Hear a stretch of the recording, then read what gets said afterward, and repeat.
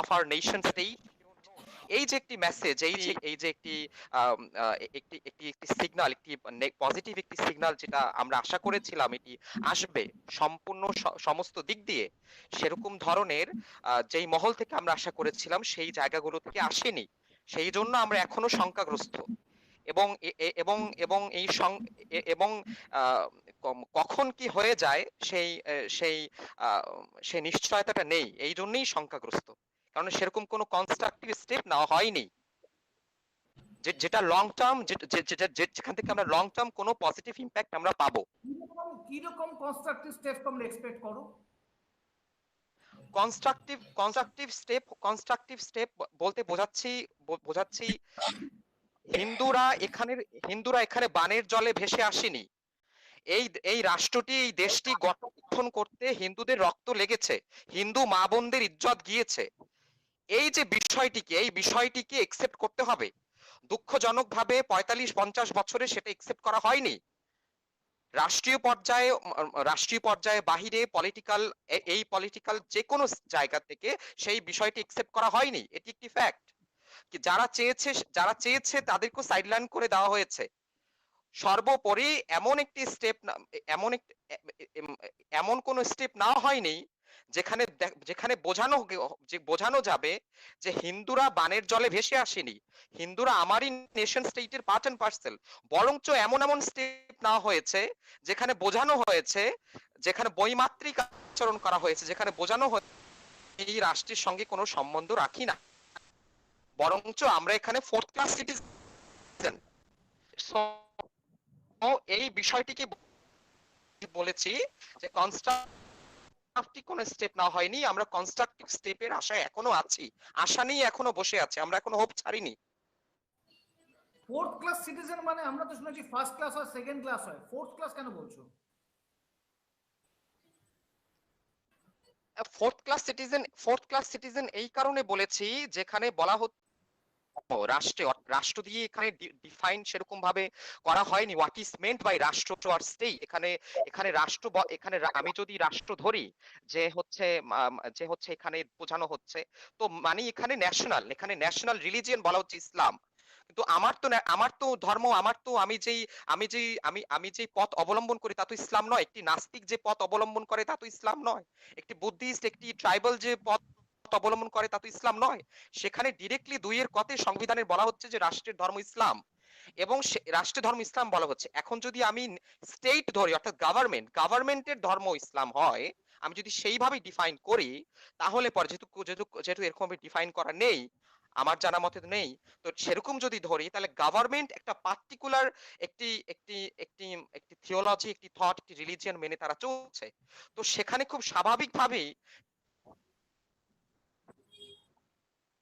other subject of the state, they have become orphan.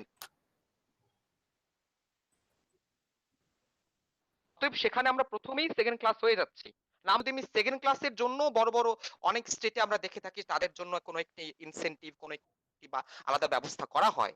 যে পাকিস্তান আমরা দেখেছি সেখানে সংখ্যালঘু মন্ত্রণালয় আছে, হিন্দু কাউন্সিল আছে, ইত্যাদি ইত্যাদি। দুঃখজনক ভাবে এখানে সেরকম কিছু গড়ে ওঠেনি, বরঞ্চ এখানে ইসলামিক ফাউন্ডেশন গড়ে উঠেছে। এখানে এখানে লক্ষ লক্ষ মাদ্রাসা গড়ে উঠেছে। এখানে স্টেট ইনসেনটিভ দ্বারা ইনসেন্টিভাইজ করা হয়েছে এখানে যে সংখ্যাগরিষ্ঠ যে জাতি আছে, যে সমাজ আছে। কিন্তু পার্টিকুলারলি হিন্দুর জন্য বা যে নন মুসলিম সাবজেক্ট আছে তার জন্য সেরকম কিছু করা হয়নি। মোটের উপর একটি একটি একটি একটি হিন্দু কল্যাণ ট্রাস্ট করা হয়েছে, কিন্তু Hindu Kalyan Trust is not represented by Hindus. সেরকম ভাবে হিন্দুদের দ্বারা সেরকম কোনো রিপ্রেজেন্টেশনই নেই সেখানে। সেটা টোটালি আন্ডার দ্য গভর্নমেন্ট, সেখানে কোনো অটোনমি নেই, ইটস আউট অফ অটোনমি। কিন্তু সন্দীপন, একটা কথা এখানে বলতেই হবে আমাদেরকে, যে বাংলাদেশে যেটুকু আমরা খবর পাই সেখানে তো বহু হিন্দু সংগঠন রয়েছে, হিন্দু বৌদ্ধ খ্রিস্টান পরিষদ রয়েছে, যারা রয়েছে তাদের তারা কি কোনো আন্দোলন সংগ্রাম করার কোনো সুযোগ পাচ্ছেন না? আচ্ছা, এখানে এখানে এখানে মায়ের ইচ্ছায় কাকতালীয় ভাবে এখানে প্রচুর হিন্দু সংগঠন এবং মানবাধিকার সংগঠনগুলো আছে। তারা পূর্বে সোচ্চার হয়েছে, এখনো হচ্ছে, সামনেও হবে। এখানে প্রচুর যোগ্য লোকজনও প্রচুর আছে। দুর্ভাগ্যবশত অনেক মহল থেকে তারা অনেক কিছুই তারা করতে চায় এই এই এই রাষ্ট্রবাধিকার রক্ষা করবার জন্য, এখানের যে হিন্দু সাবজেক্ট তাদের উন্নতি প্রগতির জন্য, সর্বোপরি এখানে শান্তি সমৃদ্ধি স্থাপন করবার, আইনের শাসন প্রতিষ্ঠার জন্য ভাবে তারা অনেকেই অনেক কিছু করতে চায়, অনেক সংগঠনই অনেক কিছু করতে চায়, অনেক ব্যক্তিবর্গই আছে অনেক কিছু করতে চায়। তো অনেক মহল থেকে তাদের উপরে অনেক সময় তারা চাপ তারা ফিল করে এবং চাপ বরঞ্চ প্রয়োগ করা হয়, যার কারণে তারা অনেক কিছুই করতে পারে না। এটি ক্রিস্টাল ক্লিয়ার ফ্যাক্ট। এটা যতটা একসেপ্ট করা করা হবে ততটাই ভালো। আমি বলছি তাহলে এটা প্রশ্ন আসবেই, এই প্রজন্মের এক তরুণ প্রতিনিধি হিসেবে বাংলাদেশে তোমরা হিন্দুদের ভবিষ্যৎ, বর্তমান বা ভবিষ্যৎ তোমরা কিভাবে দেখছো? সর্বোপরি তো আমি বলেছিলাম যে এখানে আশা নিয়ে যে আশা তো কখনো জন থাকলে তারাও আশা করে। আমরা এখানে যতটুকু অফিসিয়াল ডাটাতে আমরা দেখছি যে 2 কোটির কাছাকাছি, অনেকে বলে 2.5 কোটি, ওটা ওরকম ভাবে অফিসিয়াল অ্যাকসেপ্টেড ফিগার নয়। যাই হোক, তো এখানে আমরা এখনো এই অবধি আছি, তো আশা নিয়ে আছি যে কিছু একটা অ্যাটলিস্ট মিরাকেল হবে। We are expecting for a miracle, but এরকম কোন ওই যে বললাম এরকম কোন রাষ্ট্রীয় পর্যায় থেকে, রাষ্ট্রীয় পর্যায়ের বাহির থেকে এরকম কোন স্টেপ আমরা দেখিনি যে এখানে কোনো একটি রাতের মধ্যে কোনো একটা মিরাকেল, কোনো একটি ভালো কিছু হয়ে যাবে হিন্দুদের জন্য ভালো। But for a miracle there is need of a catalyst, তাই নয় কি? এক মিরাকেল করতে গেলে একটা কিছু তো থাকবে, আকাশ থেকে দুম করে কিছু পড়বে না, তাই না? এখন ক্যাটালিস্ট, এখন যেটা আপনি বলছেন এখানে অ্যাজ আ বাংলাদেশি সিটিজেন একজন হিন্দু দাবি কি হতে পারে? একজন বাংলাদেশি সিটিজেন হিসাবে সে দাবি করবে, ঠিক আছে, রাষ্ট্র ধর্ম ঠিক আছে, কোনো অসুবিধা নেই। পৃথিবীর অনেক রাষ্ট্রেরই ধর্ম আছে, অনেক রাষ্ট্রের অনেক কিছু আছে। আমরা দেখছি যে ইংল্যান্ডের সেখানে চার্চ অফ ইংল্যান্ড আছে, আমরা কনস্টিটিউশনে বলছে যে সেখানে গড। আমরা দেখছি যে চায়নাতে আমরা রাশিয়াতে দেখছি যে অর্থোডক্স চার্চ আছে। আমরা দেখছি যে ইউনাইটেড আরব আমিরাত, দ্যাট ইজ ইসলামিক কান্ট্রি। আমরা দেখছি Kuwait is Islamic country. But এই প্রশ্নে কি উত্তর দেবে সেখানে কি হিন্দুরা বা যে নন মুসলিম বা নন খ্রিস্টান সাবজেক্ট আছে তারা কি বাংলাদেশে যে পরিমাণে অত্যাচারিত হয়, যে ধরনের তারা ডিসক্রিমিনেশন ফেস করে, তারা কি সেখানে সেই ধরনের কোনো কিছু ফেস করে? আমার সেখানে রিলেটিভস, ফ্রেন্ডস ইত্যাদি আছে এবং ডেটাস আমরা অ্যাভেলেবল আছে। কেউ বলবে যে আগে সেখানে গিয়ে, কিন্তু দেখো এখন মার্চে কি আছে, এখন কি আমার মার্চে যেতে হবে? আমার তো মার্চে যেতে হবে না। কিছু কিছু জিনিস তো ডেটার উপর এবং এবং এবং উইটনেসের যে জবানবন্দি আছে তার উপরও তো ডিপেন্ড করে।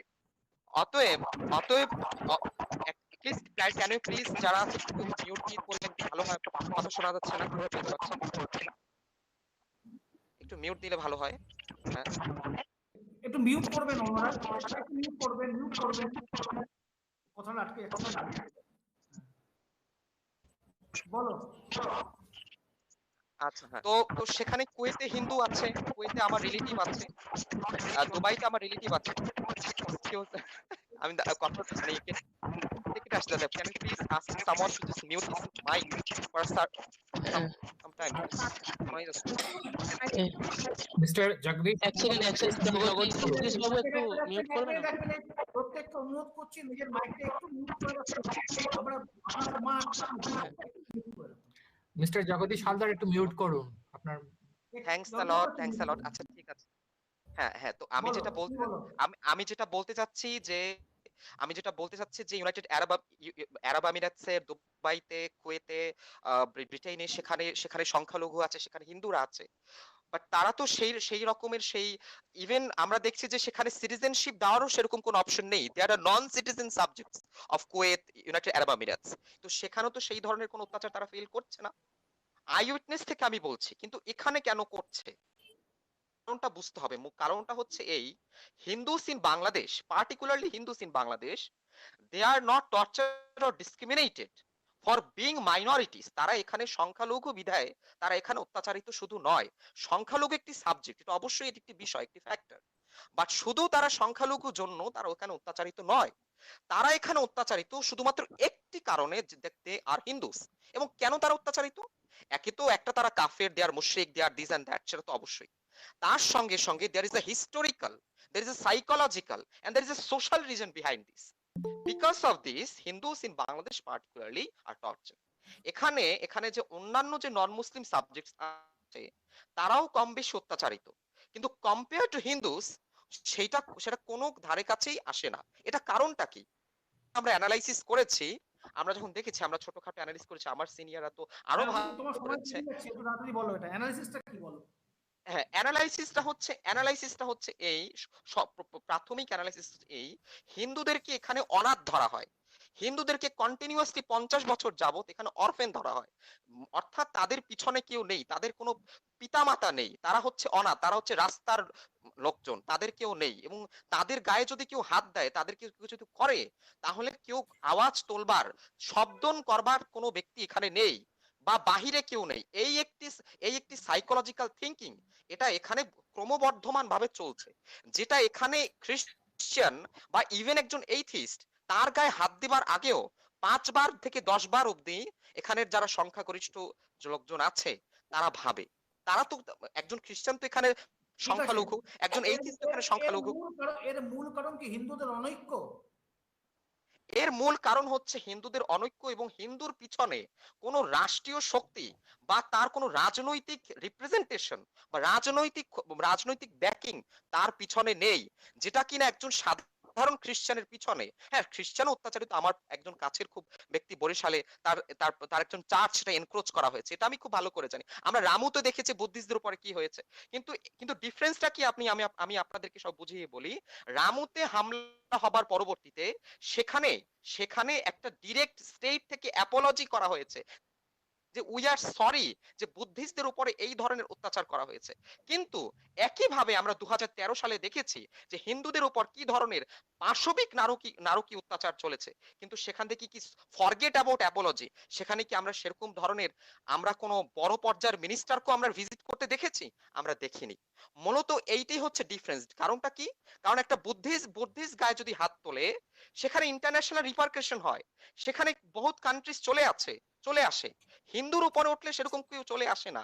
কিন্তু তবে এখানে একটি বিষয়টি হচ্ছে কি, ডিফারেন্সটা কি, 2014 এর পর থেকে কিছুটা এখানে Hindus have felt some little bit of political backing from at international level 2014 এর পর থেকে। কিন্তু যেই পরিমাণে হবার কথা আমরা সেই পরিমাণে এখনো পাইনি, এখনো পাচ্ছি না। ঠিক আছে, ঠিক আছে সন্দীপন, জয় মা কালী। অসংখ্য ধন্যবাদ, আমি এখানে তোমাকে থামাচ্ছি। আমি জগদীশ সবাই বন্দ্যোপাধ্যায় আপনাকে যাবো ধন্যবাদ। পরের অধ্যায়ের জন্য। জগদীশ বাবু একটু আনমিউট করুন।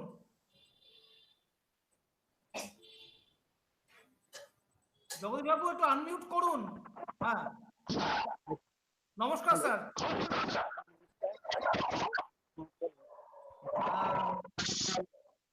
আপনি তো এতক্ষণ আলোচনা করছেন, আমার এখানে একটা প্রশ্ন, এই সমস্যাটা হ্যালো, আমার প্রশ্ন হচ্ছে বাংলাদেশে এখন যে সমস্যাটা আমরা দেখছি, এই সমস্যাটা কি প্রথম থেকে শুরু হয়েছে? এই এই সমস্যার বীজটা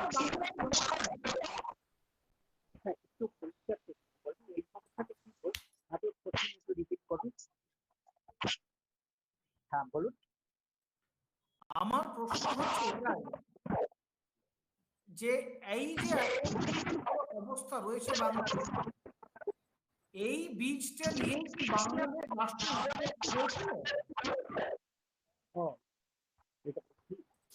হ্যাঁ, আমি আমার পরিচয় আপনারা যখন আমি পরবর্তী ভারতবর্ষে এসেছি, আমি বঙ্গবন্ধুর বাড়ি ডাক্তার আপনি শোনা যাচ্ছে তো আমি বঙ্গবন্ধুর বাড়িতে আমি স্বাধীনতা যোদ্ধাই যখন যুদ্ধ চলে তখন ঢাকা মেডিকেল কলেজে আমি ক্লাস পরীক্ষা দিলাম, তৃতীয় পরীক্ষা দিয়ে ওই যুদ্ধের মধ্যে আমরা যুদ্ধে জড়িত হয়ে পড়ি। তখন যখন দেশ স্বাধীন হয়ে যায়, তখন আমি এককালে ওনার মানে গ্রামের বাড়ি সুন্দরপাড়া, সেখানে আমার কথা শোনা যাচ্ছে তো? হ্যাঁ, শোনা যাচ্ছে, আসতে বলুন। আচ্ছা, সেখানে আমি ওনার তখন মানে উনি জীবিত ছিলেন, ওনার খান খান আমি ওখানে ডাক্তার ছিলাম, ছিলাম। তারপরে আমি ওই দেশ থেকে চলে আসতে বাধ্য হই। সুতরাং আজকে এই আলোচনায় আমি এত উৎসাহিত এবং আমার নিজের যে পীড়ন, যে যন্ত্রণা দীর্ঘকাল ধরে এই পশ্চিমবাংলার সমস্ত পত্র পত্রিকা সমস্ত বুকে এডে রয়েছে। একটা সম্প্রদায়, একটা সমাজ একেবারে বিচ্ছিন্ন করে দেওয়া হচ্ছে। সেই ভয়ঙ্কর হত্যাযজ্ঞের আমরা নিজেরা দেখেছি। এবং এই বাংলাদেশ মুক্তিযুদ্ধের মধ্যে যে জিনিসটা আপনারা বিখ্যাত কাদের সিদ্দিকের নাম শুনেছেন, বঙ্গবীর কাদের সিদ্দিকী, ওনার একটা বই আছে স্বাধীনতা যুদ্ধের উপরে লেখা ছিল। ওই সময় তিনি দেখছিলেন যে এই স্বাধীনতা যুদ্ধের মধ্যে কেমন করে 10 লক্ষ হিন্দু বা অমুসলিমকে মুসলমান বাধ্য করানো হয় কলেমা পড়াতে, জোর করে করানো হয়েছে। এই প্রশ্নটা তিনি তুলেছিলেন। আজকে বিগত 50 বছর ধরে ধীরে ধীরে ধীরে একটা সমাজ নিশ্চিন্ন হয়ে গেল এবং সেই নিশ্চিন্নতার জন্য তারা কয়েকটা পদ্ধতি দেখছে। সেটা হচ্ছে ছোট ছোট করে আক্রমণ, গ্রামীণ আক্রমণ, ছোট ছোট বেশি বড়, কিন্তু আজকে করতে করতে আজকে তারা একেবারে সামনে কোনো মানুষ প্রতিবাদ করলেও তারা করছে। সেটা হচ্ছে কি এত বড় দাঙ্গা, দাঙ্গাটা যেন প্রতিনিয়ত বাস্তবিক উৎসবে পরিণত হয়েছে। এবং ছোট ছোট দাঙ্গা তো আছেই, আর সবচেয়ে হলো হিন্দুরা দলে দলে চলে যাচ্ছে, ওদের একটা অভিযোগ হিন্দুরা চলে যাচ্ছে। আরে বাবা, চলে যাবে না কেন? 1965 সালে যখন আইয়ুব খান ক্ষমতা আসীন হয়, যুদ্ধে ইন্ডিয়ার সঙ্গে যখন যুদ্ধ হয়, সেই যুদ্ধে উনি 1965 সালে একটা তথ্য সম্পত্তি আইন করেছিল। আমি এই আইনটার কথা আপনাদের সকলের কাছে বলবো এবং বহু জনের কাছে এটা পৌঁছে যাবে আশা করি। সেটা হচ্ছে কি যে উনি একটা প্রপার্টি অ্যাক্ট করেছিলেন, অর্থাৎ সমগ্র হিন্দু সমাজকে এনিমি বলে ডিক্লার করে আইয়ুব খান, মোনায়েম খান। সেই সময় সেই যে একটা করেছিল, অর্থাৎ হিন্দু অধিকার ছেড়ে নাও, সেটা 1965 সালে সেটার নাম ছিল এনিমি প্রপার্টি অ্যাক্ট, অর্থাৎ শত্রু সম্পত্তি আইন। যখন 1971 সালে যখন দেশ স্বাধীন হয়, 1972 সালে এই আইনটাকে কি করলে, ওই এনিমি শব্দটার মানে হলো সেই আইনটাকে ওরা কি বললো, বেস্টেড প্রপার্টি অ্যাক্ট, মানে আইনটা হুবহু রয়েছে যে হিন্দুরা শত্রু, কিন্তু ওই শত্রু সম্পত্তি স্বাধীন দেশ স্বাধীন করে বিরাট এইখানে ক্লজে রয়েছে যে যারা যারা স্বাধীনতার যুদ্ধের সময় ভারত বাংলাদেশের মিত্র দেশে গেছে, অর্থাৎ ভারতে চলে গেছে, তারা তাদের সম্পত্তি, আর যারা রাজাকার আলবদর যারা বাংলাদেশ বিরোধিতা করছে, পাকিস্তানে ছিল বা অন্যান্য কান্ট্রিতে ছিল, তাদের প্রপার্টি কখনো এনিমি পায়নি। এনিমি হলো কারা? যারা ভারতবর্ষে হিন্দু প্রপার্টি। সেইটা উনি বুঝিয়ে দিয়েছেন। আর সবচেয়ে দুর্ভাগ্যের কথা, এই ওই 1972 সালে যে বেস্টেড প্রপার্টি অ্যাক্ট উনি করলেন, মানে বুঝি মানে বাংলাদেশের প্রেসিডেন্ট বুঝি তিনি এই আইনটা করলেন, তখন ওইখানে একটা ক্লোজ হয়েছে। ক্লোজটা 1972 সালে মানে 1 নম্বর 2 ওখানে দেখছে যে মানে 1972 সালে 1 নম্বর 2 তে বললো এই যে এনিমি ভেস্টেড প্রপার্টি অ্যাক্ট, সেটাই nothing contained in this order shall be called in question in any court. কোন কোর্টে এই আইনের পরিবর্তন চেয়ে কোনোভাবে করা যাবে না। এই আইনটা যে খারাপ, এই আইনটা যদি হিন্দুদের স্বার্থের বিরুদ্ধে এবং হিন্দুদের প্রপার্টি সমস্ত বেহাত হয়ে যাবে, সেইটার বিরুদ্ধে কোনো কোর্টে যাওয়া যাবে না। এটা বঙ্গবন্ধু শেখ মুজিবুর রহমানের পিরিয়ডে এটা করা হয়েছিল। যেমন সেইটা একটা বিভিন্ন মানে বিভিন্ন গণসংগঠন এইটা কোশ্চেনটা করেছিল যে কি করা যাবে, আদালতে যাওয়া যাবে না, হিন্দুরা নিগৃহীত হবে, তাদের ধর্ষিত হবে, তাদের ঘর বাড়ি ভেঙে দেওয়া যাবে, তাদের সম্পত্তি কেড়ে নেওয়া হবে, সেটা আদালতে যাওয়া যাবে না। তাই কথা হলো যে এইটাকে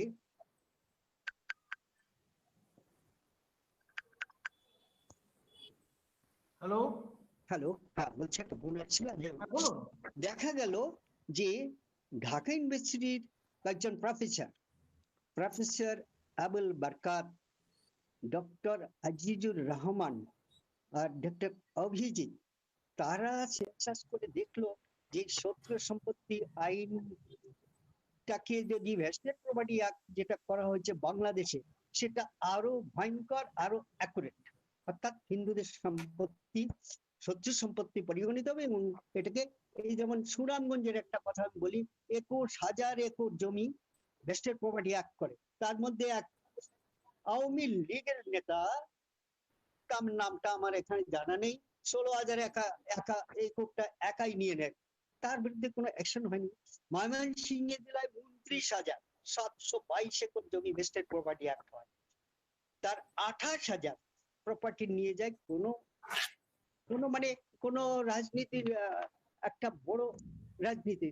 আর এই যে বলা হয়, এটা তো বলা হয় যে ধর্মনিরপেক্ষতা এটা থাকবে বলে, আর হাজার গন্ডা ধর্মনিরপেক্ষতা দিলে 4টে মানে ডাবল ধর্ম ওখানে দিলে কাজ হবে না। কাজ হচ্ছে একমাত্র কাজ হচ্ছে ওই শরিয়তপন্থী মাদ্রাসাপন্থী, তাদের কাছ থেকে রয়েছে কোনো কাপের অর্থাৎ অমুসলিম কাপের, পার্টিকুলারলি হিন্দু, তাদের দেখলে গলা কাটা যায়, গর্দান ছিনিয়ে নেওয়া যায়। এই যে মানধাতা, এই যে পাপ অন্যায়, সেটা তাদের ধর্মে রয়েছে। সুতরাং কে মুজিব, কে খালেদা, কে বিএনপি, এটার কোনো ভ্যালুয়েস নেই। দেখুন, আমি একটা পরিসংখ্যান আমার কাছে হাতের কাছে আছে, 1947 থেকে যদি আপনি ধরেন 71 সাল পর্যন্ত পাকিস্তান পিরিয়ডে, তখন মুসলিম লীগ কত হিন্দুদের সম্পত্তি দখল করছিল?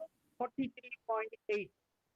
আর 1900 ওই সময় আওয়ামী লীগ, ওর ভেতরে ওই সময় আওয়ামী লীগ 16.8%, জামাতটা 19% জমি দখল। কিন্তু আমার যখন দেশ স্বাধীন 71 সালে একটি ভয়ঙ্কর খবর, 1997 সালে একটা পরিসংখ্যান দিল, ওই মুসলিমদের উঠে গেছে, মুসলিমদের বাড়ছে। আর দেখতে পাচ্ছি যে মানে ইতিহাস কালে এত বেশি হিন্দু সম্পত্তি প্রাপ্ত, এটা কিন্তু আছে বাংলাদেশের হিন্দু দলের একদম ওই 44.20 এই সাধারণত যদি আমি আর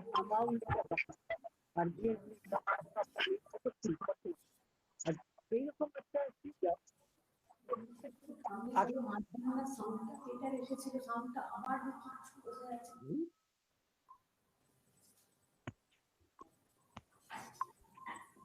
হ্যাঁ জগদীশ বাবু, হ্যাঁ, মাঝখানে আপনার সাউন্ডটা বেটার আসছিল, সাউন্ডটা আবার আগের মতো হয়ে গেছে, কেন হলো? আচ্ছা, একটু আপনারা একটু গাইড করেন কি করতে পারি, শোনা যাচ্ছে না নাকি? হ্যাঁ, এইবার শোনা যাচ্ছে তো? কেটে কেটে যাচ্ছে, মাঝখানে কেটে কেটে যাচ্ছে। চলে,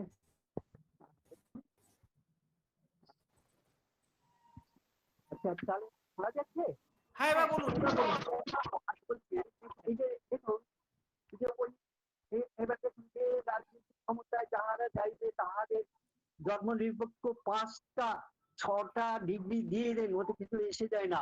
তার প্রমাণ যখন পাকিস্তান পিরিয়ড ছিল মুসলিম লীগ দখল করলো, এখন কারা দখল করছে? এটা সত্য কথা বললে কি, এটা তাদের দেশে লেখছে, এটা তো আমার কিছু এটিতে না। 44% আওয়ামী লীগরা দখল করে রয়েছে। তাই কাজেই এই ফিগার গুলো তাদের শোনানো দরকার, যারা বাংলাদেশ থেকে আসছে তাদেরও শোনাচ্ছি, এবং তাদের বলুন এই খবরগুলো তাদের বলতে হবে।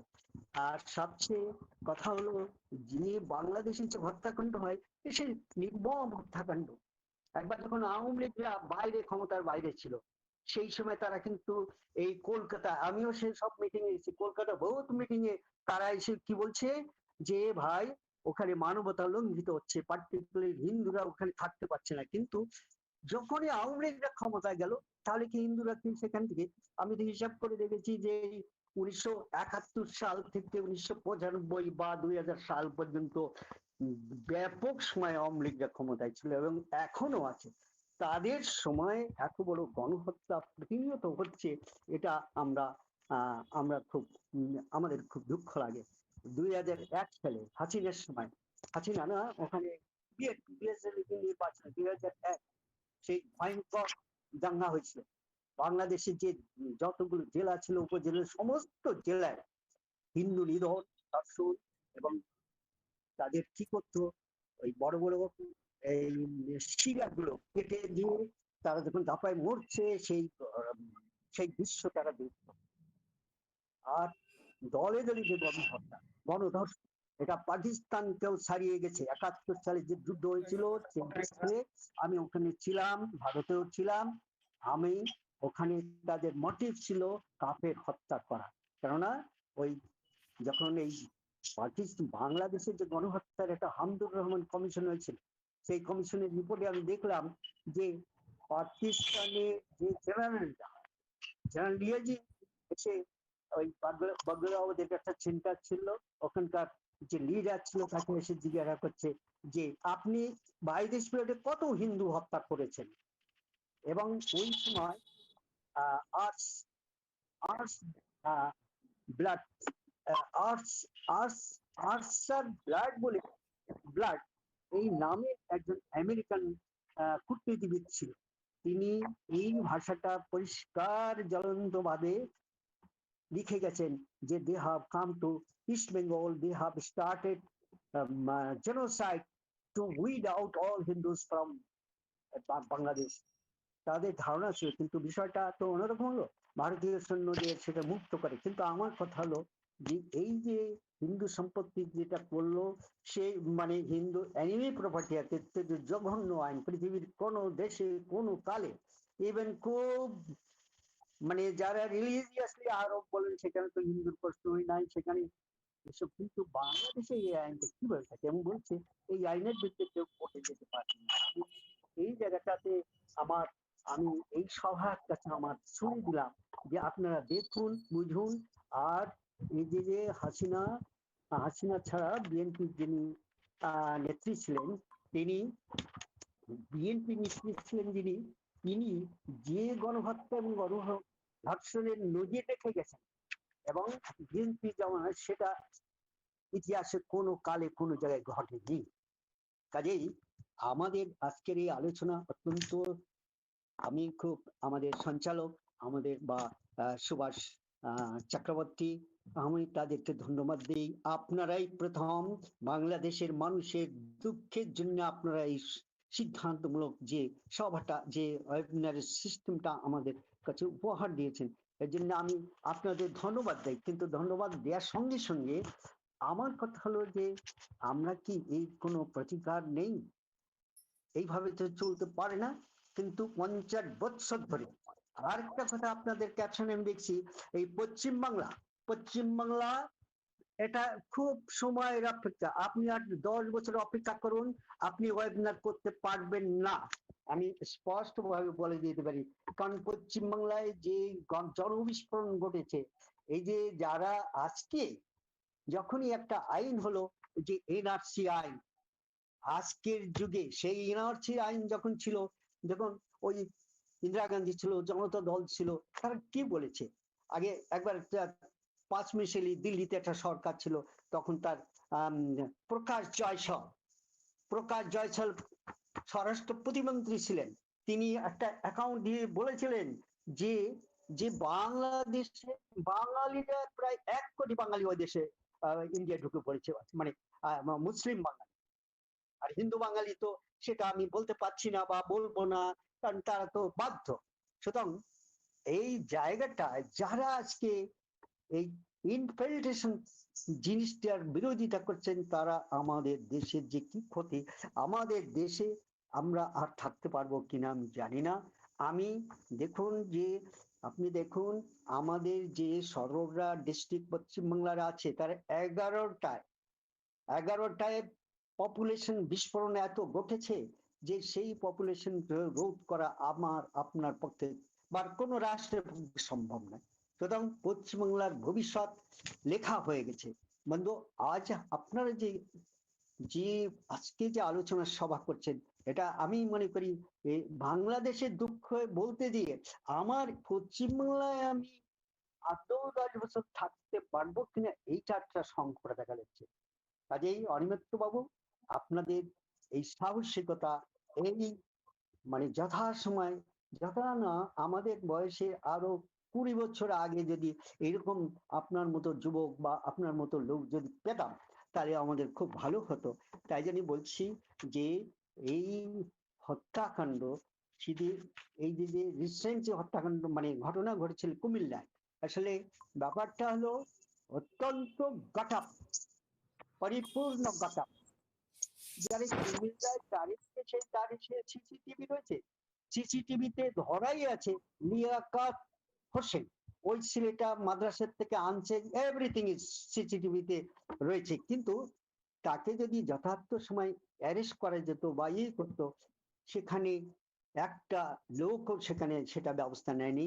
এবং ওখানে একটা পরিস্থিতি হলো কি, হিন্দুদের যখন গ্রাম জ্বালিয়ে দেওয়া হচ্ছে, তখন কোনো আওয়ামী বন্ধুরা ক্ষমতাসীন আওয়ামী বন্ধুদের আমি ওখানে আমার যোগাযোগ আছে, তারা কোনো পলিটিক্যাল পার্টি হিসেবে তো তাদের রক্ষা করতে হবে, রাজনৈতিক দলের ক্ষমতাসীন রাজনীতি, কিন্তু সেটা তো হচ্ছে। তাই আমাদের এই তাই জন্য বলা হচ্ছে 2001 সালে যে গণহত্যা হয়েছিল, এটা আমেরিকান পার্লামেন্টে একটা এক মানে সিনেটর ফ্রাঙ্ক প্যালন তিনি বলেছিলেন, they are the Hindus are the ইহুদিস of east, Hindus are the ইহুদিস অফ ইস্ট। ইহুদিদের যেমন 60 লক্ষ ইহুদি হত্যা করা হয়েছিল, কিন্তু এখানে এই ভারতবর্ষে বা বাংলাদেশে বা অ্যাডজয়নিং এরিয়া তারা নতুন ইহুদি বিষ খুঁজে পেয়েছে, সেটা হচ্ছে আমাদের এই হিন্দুদের সম্প্রদায়। কিন্তু হিন্দু সম্প্রদায়ের যে অনেকর কথা আগে যে ভাই বলেছে, এটা ঠিক, অনেক বা তাকে জেদ ধরে থাকতে হবে, একটা দেশের সমাজ ব্যবস্থায় লেগে থাকতে, সেই তার একটা অভাব আছে, অভাবের একটা যথার্থ কারণও আছে, সেটা সে কম বেশি বলেছে, আপনারাও বলছেন। কিন্তু আমার বক্তব্য যে এখনো ধরুন যদি 1 কোটি কি 2 কোটি লোক আছে, তারা কি ভারতবর্ষ পশ্চিমবাংলায় এসে কি আপনারা জায়গা দিতে পারেন? আমরা দিতে পারবো না, আমাদের মাথার উপরে তো জায়গাই নেই। সুতরাং এই জায়গা থেকে বেরিয়ে আসতে গেলে শক্ত ধরনের মেজার, শক্ত ধরনের ব্যবস্থা গ্রহণ করার দরকার। সুতরাং আজকে ছোট ছোট জাতি, ছোট ছোট গোষ্ঠী, এটা তাদেরকে নিশ্চিহ্ন করে দেওয়া হবে, এটা কখনো আমরা মানতে পারি না। সুতরাং আপনারা, আমার বক্তব্য, আমি এই কি বলবো, ওই যখন মানে এক একটা এলাকাকে ওরা আস্তে আস্তে ধীরে ধীরে ওই যে মারামারি গুলো, যে হত্যাগুলো, যে ধর্ষণ গুলো দেখা যায় না, মানে সেটা আদালত তো আমাদের নেই, পুলিশে আমাদের নেই, তাহলে আমরা কোথায় যাব? এটা একটা শক্ত ধরনের মেজাজ দরকার। আর আমি কখনো বিশ্বাস করি না, আমি বাংলাদেশের যুদ্ধে আমার আত্মীয় পরম্পরা বহুত লোক মারা গেছে, 30 লক্ষ লোক মারা গেছে। আমি তো ফ্রাঙ্ক প্যালোনের বক্তৃতায় তিনি বলছেন 25 lakhs Hindus are killed there, উনি ওটা বলছেন। আর সবচেয়ে কি বলবো, তখনকার যে রাজনৈতিক ছিল, সেটা ইন্দিরা গান্ধী বা তেনারা সেই সময় যেটা ভালো মনে করেছিল, কিন্তু আমাদের যুদ্ধে কি হবে? আমাদের মানুষ হিসেবে থাকবার জন্য, মানুষ হিসেবে বাঁচবার জন্য সম্ভ্রম নেই, সে প্রশ্নটার উত্তর কে দেবে? আজকে আপনাদের এই আলোচনায় আমার মনে হয় আমি একটু বেশি বলে ফেলছি, বা যদি আরো অডিয়েন্সটা আছে আপনারা বলবেন বা তারা শুনবেন, সুতরাং আমি আপাতত এখানে আমার কথা শেষ করছি। যদি আপনাদের কোশ্চেন আসে অডিয়েন্স থেকে বা আপনাদের কাছে, আমি উত্তর দেবো। অবশ্যই অবশ্যই। অসংখ্য ধন্যবাদ জগদীশ বাবু, অসংখ্য ধন্যবাদ আপনার এই সারাগর্বপূর্ণ বক্তব্যের জন্য। আমরা এরকম ধরনের জগদীশ বাবু, যদি আপনি সাউন্ডটা মিউট করেন, আপনি একটু মিউট করে দিন। হ্যাঁ, এইরকম ধরনের স্পষ্ট বক্তব্যই আজকে আমাদের প্রয়োজন। অস্তিত্ব যখন সংকটে, যখন আমার রাইট টু এক্সিস্টেন্স এখন প্রশ্নের মুখে এসে দাঁড়িয়েছে, যখন আমি বলতে পারি I do have the right to exist and my existence is at stake, তখন আমাকে শক্ত মেজাজেই কথাটা বলতে হবে, মুষ্টিবদ্ধ হাতেই কথাটা বলতে হবে, চোখটা লাল করেই কথাটা বলতে হবে। কারণ আমার জন্য কেউ কখনো আসেনি। বাঙালি হিন্দু যখন সর্বনাশ ঘটেছে, বাঙালি হিন্দু যখন শেষ হয়ে গেছে, তার চোখের জল মোছাতে কেউ আসেনি। আমাদেরই হয় চোখের জল মুছে নিজে উঠে দাঁড়াতে হয়েছে, অথবা আমরা মিশে গেছি, we have got perished in the dustbins of history। Jagadish বাবু যা বললেন, আমি এই সূত্র ধরে হাজী সাহেবকে একটা প্রশ্ন করব। হাজী সাহেব,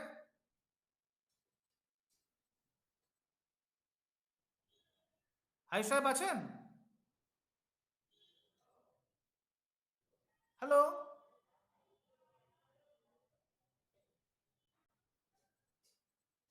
হাজী সাহেব বা শ্যামলেন্দু?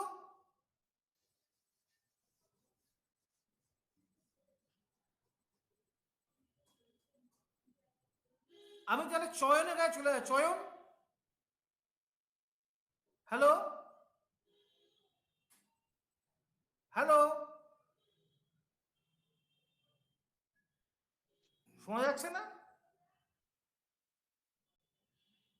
হ্যালো, হ্যাঁ, অনিমিত্রতা শুনতে পাচ্ছেন? Microphone of. হ্যাঁ শুনতে পাচ্ছ তুমি? হ্যালো, আমি শুনতে পাচ্ছি, আপনি কি আমার কথা হ্যাঁ চয়ন হ্যাঁ, শুনতে clear। পাচ্ছি, হ্যাঁ পাচ্ছি। আমি আমি সবাইকে নমস্কার জানাই। আজ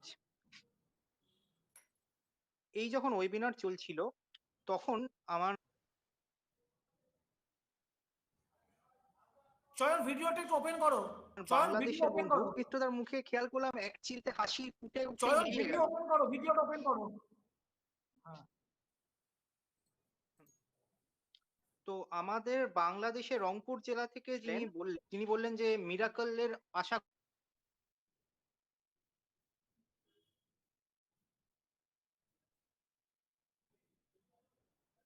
করছেন তারা, তখন আমি দেখলাম অনিমিত্রদার মুখে এক চিলতে হাসি। আমি পরেই প্রসঙ্গে আসছি। তো আজকে যখন আমরা এই ওয়েবিনারে উপস্থিত আছি,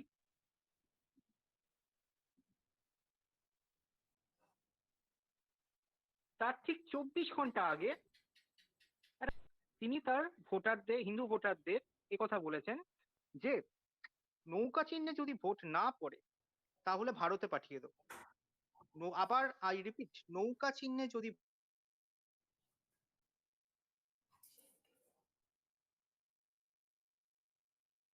ফোন নাম্বার তো এখানে আছে, ভোট না পড়ে তাহলে ভারতে পাঠিয়ে দেবো। ফেয়ার আমি ঘটনা দিয়ে আমি ব্যতিব্যস্ত করব না, আমি সির্ফ আরেকটি ঘটনার উল্লেখ করব।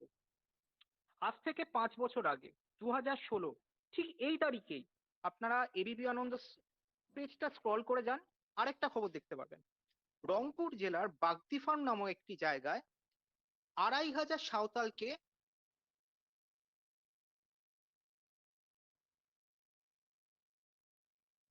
বসতিচ্যুত করা হয়েছে প্রশাসনের সক্রিয় উদ্যোগে। যে সাকিব আলম বুলবুল, তাদের স্থানীয় নেতা, উনি কথা দিয়েছিলেন যে তাদের বসতিচ্যুত হতে দেবেন না, শেষ রক্তবিন্দু অবধি তাদের হয়ে লড়বেন। কিন্তু কার্যকালে দেখা গেল বুলবুল সাহেবেরই সক্রিয় উদ্যোগে তাদের জমি ছিনিয়ে নেওয়া হলো। ছিনিয়ে নিল কে? স্থানীয় চিনিকল কর্তৃপক্ষ, যার মালিক একজন মুসলিম। তো আমি যখন শেক্সপিয়ারের একটা নাটক পড়েছিলাম কিং রিচার্ড দ্য থার্ড, সেখানে রিচার্ড দ্য থার্ড খলনায়ক হিসেবেই উপস্থাপিত হয়েছেন।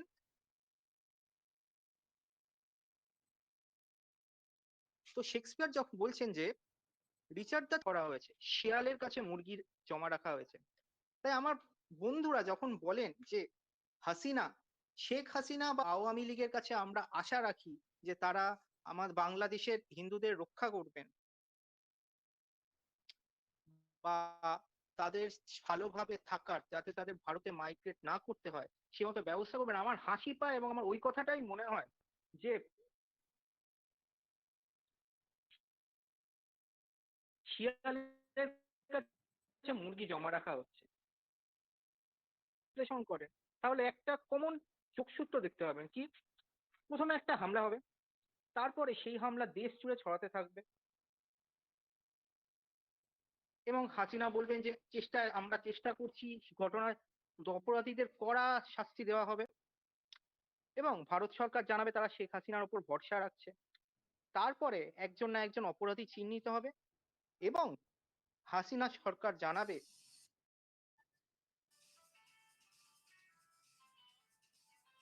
যে এই ঘটনার পেছনে মুক্তিযুদ্ধ আদতে ছিল হিন্দুদের জেনোসাইড করার একটা প্রক্রিয়া। আমি 70% তার নিহত যারা তাদের ছিল হিন্দু।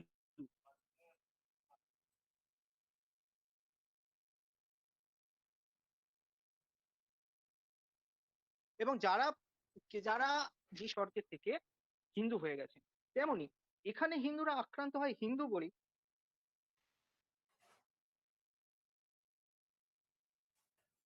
কিন্তু হাসিনা সরকারের চতুরতায় এটা দেখানো হয় যে বাংলাদেশ একটি ধর্মনিরপেক্ষ দেশ। ভারত সরকারের প্রধানমন্ত্রী গিয়ে হাসিনার সঙ্গে হাত মিলিয়ে বলে আসেন যে বাংলাদেশের সাম্প্রদায়িকতা গোটা বিশ্বের কাছে, ভারতের কাছে রোল মডেল, এবং নিঃশব্দে এই প্রোগ্রাম হতে থাকে। হাসিনা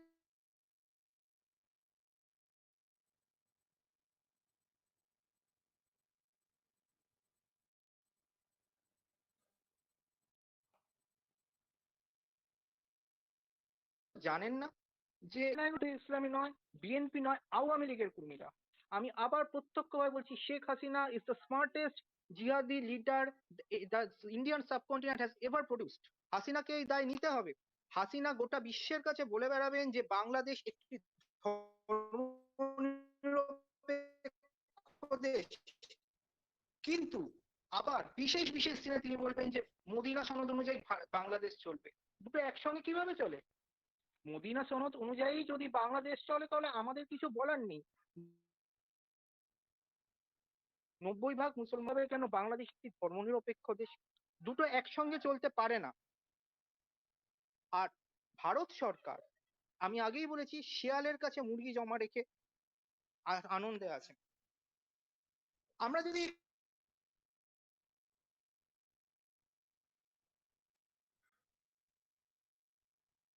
পিছন ফিরে দেখি, 2001 সালে যখন খালেদা জিয়া ক্ষমতায় এলেন, বাংলাদেশের সঙ্গে সুসম্পর্ক বজায় রেখে চলবে। তারপরে কি কি হয়েছে আমরা প্রত্যেকে জানি, প্রত্যেকে দেখেছি, কিন্তু ভারত সরকার একটা অফিসিয়াল প্রতিবাদও পাঠায়নি। এবং এখনো এই ঘটনাতেও ভারত সরকারের এক আমলা এটা বলার দুঃসাহস দেখিয়েছেন যে স্মল ইনসিডেন্টস,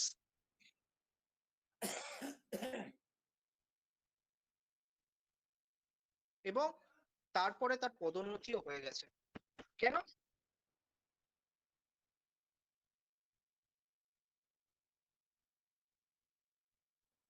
এই সাহস থেকে আসে বলছেন যে প্যালেস্টাইনের রোহিঙ্গা একটা লাঠি তোলার ক্ষমতা রাখে না, তারা মিরাকলে বিশ্বাস করে। আমায় মাফ করবেন আমার এই চয়ন, একটু ইন্টারাপ্ট করছি, বারবার কেটে যাচ্ছে।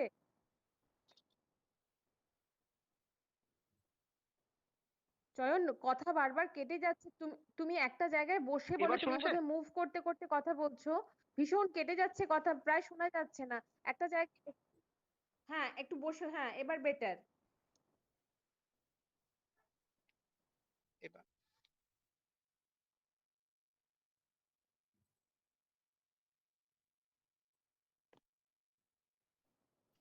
এবার বলো। আমি কি আবার প্রথম থেকে বলবো? তুমি মোটামুটি বলো বলো, যেরকম আমি বলছিলে বলো। হ্যাঁ বলো বলো বলো। আমি দুটো উদাহরণ দিলাম যে গতকালই আওয়ামী লীগের এক নেতা তার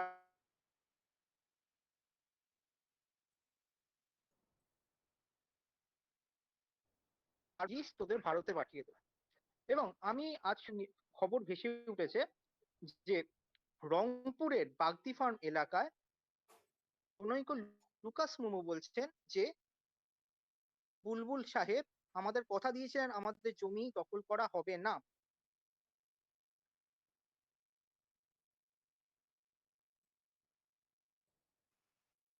এবং কারা যখনই আমার বন্ধুরা বলেন যে শেখ হাসিনা আমাদের রক্ষা করবেন এই আশা রাখি, এই আশাটুকু আমরা রাখতে পারি, তখনই আমার হাসি পায়। কারণ এটা আদতে শিয়ালের কাছে মুরগি জমা রাখার নামান্তর। হাসিনা বাইরের বিশ্বের কাছে বলে বেড়াবেন যে বাংলাদেশ একটি ধর্মনিরপেক্ষ দেশ, এবং বিশেষ বিশেষ দিনে তিনি বলবেন যে মদিনা সনদ অনুযায়ী দেশ চলবে। কিন্তু বাইরের বিশ্বকে জানতে হবে যে বাংলাদেশ কোনো ধর্মনিরপেক্ষ দেশ না। সেখানে সাইলেন্টলি মানে যা কিছু হওয়ার হচ্ছে। আজ আমি আরেকটি ঘটনার দিকে দৃষ্টি আকর্ষণ করতে চাই।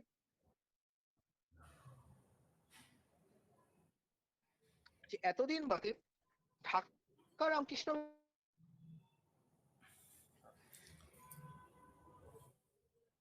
মিশনের মহারাজ মৌনতা ভেঙে বলতে বাধ্য হয়েছেন যে বাংলাদেশকে হিন্দু শূন্য করার প্রক্রিয়া চলছে।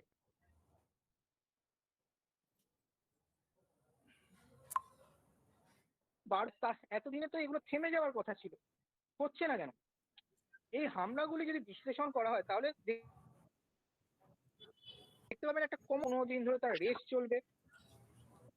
হাসিনা বলবেন যে আমরা অপরাধীদের কঠোর দণ্ড দেব।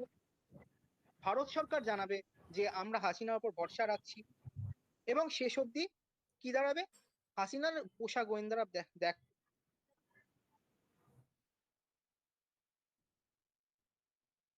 দেখাবেন যে এটা আদতে ঘটনা ঘটিয়েছে।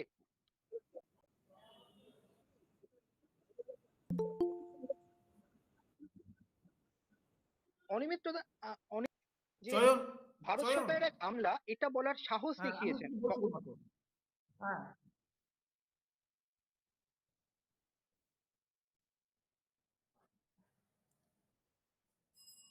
অনিমিত্রতা কিছু বললেন? হ্যাঁ তুই বলো, তারপরে আমি বলছি। তুই বলে ফেলো এটা, আমি বলছি তারপরে। Am I audible? হ্যাঁ, you are audible, carry on, বলো। আমি আবার বলছি তাহলে। হ্যাঁ, কয়েকদিন আগে ভারত সরকারের এক আমলা এটা বলার ঔদ্ধত্য দেখিয়েছেন যে বাংলাদেশে যা কিছু হয়েছে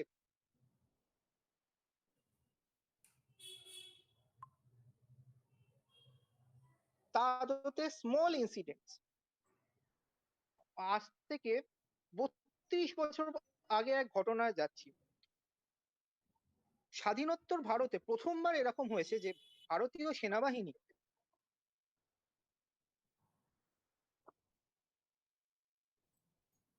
বাইরের দেশে যুদ্ধ করছে এবং তার বিরুদ্ধে বিক্ষোভ দেখাচ্ছে।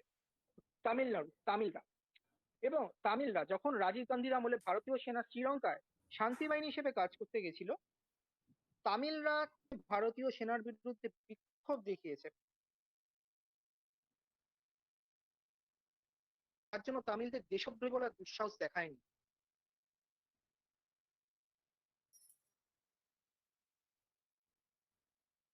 কিন্তু আজ বাঙালি রাখবো না।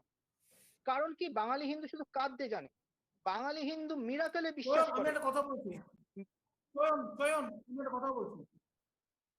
কথা বলছি, হ্যালো, আমার কথা শোনা যাচ্ছে না? চয়ন শুনতে পাচ্ছ আমার কথা? হ্যাঁ শুনতে পাচ্ছি অনিমিত দা, শুনতে পাচ্ছি। হ্যাঁ, জগদীশ বাবু যা বললেন কিছুক্ষণ আগে বাংলাদেশ এবং পশ্চিমবঙ্গকে কেন্দ্র করে, আমার একটা খুব অথেন্টিক এবং খুব প্রিসাইজ প্রশ্ন তোমার কাছে আছে। হোয়ার আর উই হেডিং টু? আমরা যাচ্ছিটা কোথায়? আমি যতটুকু দেখতে পাচ্ছি, যতটুকু কাজ করতে গিয়ে সুভাষদার সঙ্গে দীর্ঘদিন ধরে কাজ করে দেখছি, we are heading to know হ্যার। আমাদের কোনো ভবিষ্যৎ নেই, কোনো ব্লিক প্রসপেক্টও নেই, আমার একটা পার্মানেন্ট ভয়েড রয়েছে, একটা অবিরাম শূন্যতা। এই শূন্যতার মধ্যে বাঙালি হিন্দু ঝাঁপিয়ে পড়তে চলেছে, কারণ আমাদের কোনো কিছু বোধ নেই, আমাদের কোনো রেজিমেন্টেশন নেই, আমাদের কোনো নেশন কনসিয়াসনেস নেই এবং কিছুই নেই, এবং না ঢাকা না দিল্লি কেউ আমাদের পক্ষে কেউ নেই। এই ক্ষেত্রে আমরা কি করব? প্রতিকারের বিষয়, shall we get back to the basics? আমরা কি অনুশীলন সমিতির জায়গায় ফিরে যাব, নাকি 1867 1868 এর হিন্দু মেলাতে যে কনসেনসাসটা নিয়েছিলেন নবকপাল মিত্র, প্রিয়নাথ বোস, দেবেন্দ্রনাথ ঠাকুর, হেমেন্দ্রনাথ ঠাকুর, যেটা হয় যে সামরিক বিজ্ঞান সম্পন্ন জাতি গঠন ছাড়া বাঙালি হিন্দুর অস্তিত্বের কোনো বস্তু নেই, মানে এক্সিস্টেন্স হতে পারে না। Do you accept this theory? Precisely বলছি।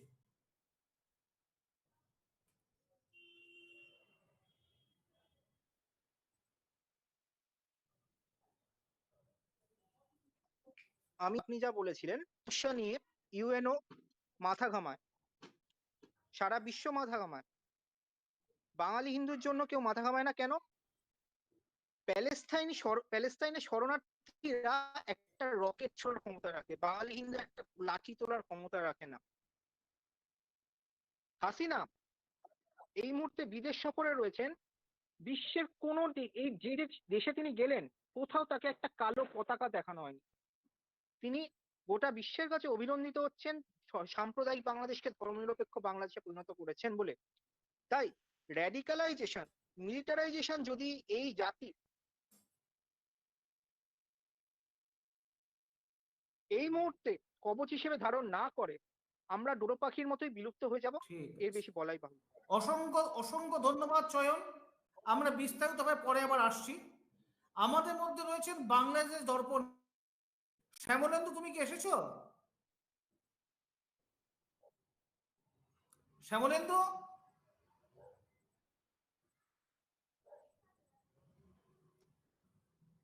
আমার গলা কি শোনা যাচ্ছে না? হ্যাঁ শ্যামলেন্দু, দাদা তুমি শোনা আছো কি? যাচ্ছে আমাকে?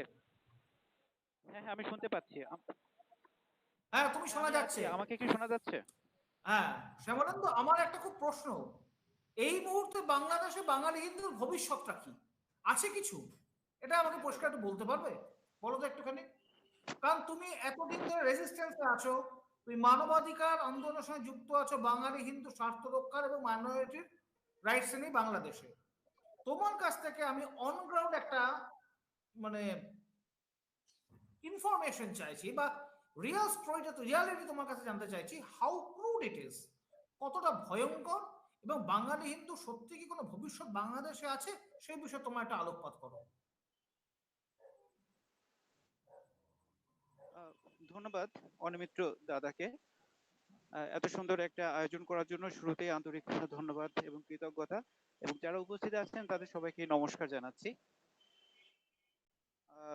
দাদার কথায় যদি এক কথায় উত্তর দিতে হয়, তাহলে যেটা বলতে হয়, যেভাবে চলছে তাতে করে বাংলাদেশের ভবিষ্যৎ একটা পাকিস্তান বা আফগানিস্তানের সমতুল্য হবে, এবং এখান থেকে বাঙালি হিন্দু যারা আছে, অর্থাৎ আমরা যারা আছি, আমাদের বিলুপ্তি ছাড়া আসলে কোনো দ্বিতীয় পথ নেই। আমাদের ভবিতব্য, এটাই নিয়তি, যে এদেশ থেকে হয় ধর্মান্তরিত হতে হবে অথবা দেশান্তরিত হতে হবে, তাছাড়া অথবা খুনের শিকার হতে হবে, এছাড়া অন্য কোনো উপায় নেই। পাকিস্তানি হিন্দুরা যে নিয়তি ভোগ করছে, বাংলাদেশের হিন্দুদেরও একই নিয়তি ভোগ করতে হবে, আজ হোক কিংবা কাল। যদি না এখানে কোনো মিরাকল না ঘটে বা এক্সট্রা অর্ডিনারি কাজ যদি এখানে না করা হয়, এমন কাজ যা ইতোপূর্বে কখনো করা হয়নি, এমন কোনো কাজ যদি করা না হয়, আহ অন্যথায় আসলে সম্ভব না দেশের হিন্দুদের টিকে থাকা সম্ভব না, আজ হোক কিংবা কাল। কারণ এই সম্প্রতি দুর্গাপূজার পরবর্তীতে যে সহিংসতা দেখা গেছে, তাতে এটা খুব স্পষ্ট যে মুসলিম বাংলাদেশে শান্তিপূর্ণ সহাবস্থান সম্ভব নয়। 364 দিন একসঙ্গে সহাবস্থান সম্ভব হলেও একটা দিনে একটা সামান্য একটা উস্কানি যথেষ্ট সমস্ত সম্প্রীতি ভেঙে চুরে সব ধ্বংস করে দেওয়া। আমি আপনাদেরকে ছোট একটা রিপোর্ট জানাবো যে গত অক্টোবর মাসে, শুধু একটা মাসে বাংলাদেশে কি পরিমাণ সাম্প্রদায়িক সহিংসতা হয়েছে এবং বাংলাদেশের হিন্দুরা কি পরিমাণ হয়েছে। শুধু অক্টোবর মাসে দুর্গাপূজার যে কুমিল্লার একটা মণ্ডপে কোরআন শরীফ রাখাকে কেন্দ্র করে যেভাবে সাম্প্রদায়িকতা সারা দেশে ছড়িয়ে পড়লো, এটা মানে কোনো হিন্দু এটা ভাবতে পারেনি যে এটাকে কেন্দ্র করে এত বেশি সহিংসতা সারা দেশে ছড়িয়ে পড়তে পারে। স্থানীয়ভাবে যে ওই মণ্ডপটা ভাঙা হয়েছে বা স্থানীয় হিন্দুদেরকে আঘাত করা হয়েছে, এখানে যদি সীমাবদ্ধ থাকতো, সেটাও অমানবিক বা আইন বিরুদ্ধ, তবুও সেটাকে আমরা মেনে নিতে পারতাম যে না, ওরা ওখানে শুধু সন্তুষ্ট থেকেছে। সেই সহিংসতা কেন সারা দেশে ছড়িয়ে পড়লো? কেন চাঁদপুরে, হাজীগঞ্জে, কেন নোয়াখালীর চৌমুহনীতে, কেন কক্সবাজার, চট্টগ্রাম, মৌলভীবাজার, রংপুরের পীরগঞ্জে, সারা দেশে যে ছড়িয়ে পড়েছে কেন? ওয়াই? ধারণা করছি, বা ধারণা না, যেটা বাস্তবতা সেটা হচ্ছে যে সকলের মধ্যে হিংসার চাষাবাদ হচ্ছে। বাঙালি মুসলিমদের মধ্যে ধরে হিংসা, ঘৃণা এগুলোর চাষাবাদ করা হয়। ওয়াজ মাহফিল থেকে শুরু করে খুতবা ইত্যাদি ইত্যাদি যে অনুষ্ঠানগুলো ওদের করা হয়, অনলাইনে প্রচার চালানো হয়, তাবলিগ জামাত আছে বা ইত্যাদি বহু সংস্থা আছে, তারা বিভিন্ন ভাবে নানামুখী কার্যক্রম চালিয়ে যাচ্ছে। একই টার্গেট, বাংলাদেশকে হিন্দু মুক্ত করা, বাংলাদেশকে ইসলামিক রিপাবলিক করা, ইসলামিক কান্ট্রি হিসেবে এস্টাবলিশ করা। সবাই কাজ করে যাচ্ছে এবং এটা করার জন্য বড় একটা বাধা হচ্ছে এদেশের হিন্দুরা। আর হিন্দুরা হচ্ছে ভারতের দালাল, এভাবে সকলে ধরে নেয়। তো এই যে বছর পর বছর ধরে সকলের মাঝে যে ঘৃণা এবং হিংসার যে চাষাবাদ হয়েছে, এটা ছিল তার একটা বিস্ফোরণ। তো বারুদের স্ফুলিঙ্গ চাষ করা হয়েছে এবং সারা দেশে এটা ছড়িয়ে পড়েছে। এবং হাসিনা সরকার যতটুকু চেষ্টা করেছে সেটা খুবই অপ্রতুল। প্রশাসন যদি শুরু থেকেই পর্যাপ্ত তৎপর হতো, অ্যাকশন নিত, এত বেশি কিছু হতে পারতো না। পুলিশের সামনেও অনেক জায়গায় অনেক সহিংসতা ঘটেছে, তারপরও কিন্তু পুলিশ এটা নিয়ন্ত্রণ করতে পারেনি। আর এটা যদি হাসিনা ব্যতীত অন্য সরকার থাকে, যদি ইসলামপন্থী কোনো ইসলামিক দল যদি ক্ষমতায় থাকতো, তাহলে এই পরিণতিটা আরো ভয়াবহ হবে। আমরা আসলে ভাবতে পারি না যে হাসিনা বা এই আওয়ামী লীগ সরকার এর পতনের পর যদি কোনো সাম্প্রদায়িক সরকার বা জামাত শিবিরের মতো দলেরা যদি ক্ষমতায় আসে, তখন বাংলাদেশের হিন্দুদের কি ভয়াবহ পরিণতি হবে। না, এখানে একটা প্রশ্ন আছে শ্যামলেন্দু, এখানে একটা প্রশ্ন আছে। তুমি এক্ষুনি বললে যে বিএনপি এবং জামাতে, আওয়ামী লীগ কি কম সাম্প্রদায়িক বিএনপির চেয়ে? মোটেও না, মোটেও না, মোটেও না। কারণ সবাই মুসলিম, সকলে একই মতাদর্শে বিশ্বাসী, এবং এবার যতগুলো সহিংসতার ঘটনা ঘটেছে তার বেশিরভাগ সহিংসতাতে আওয়ামী লীগের বিভিন্ন অঙ্গ সংগঠনের নেতা কর্মীরাই জড়িত। এটাই প্রমাণিত হয়েছে, এটাই ধরা পড়েছে।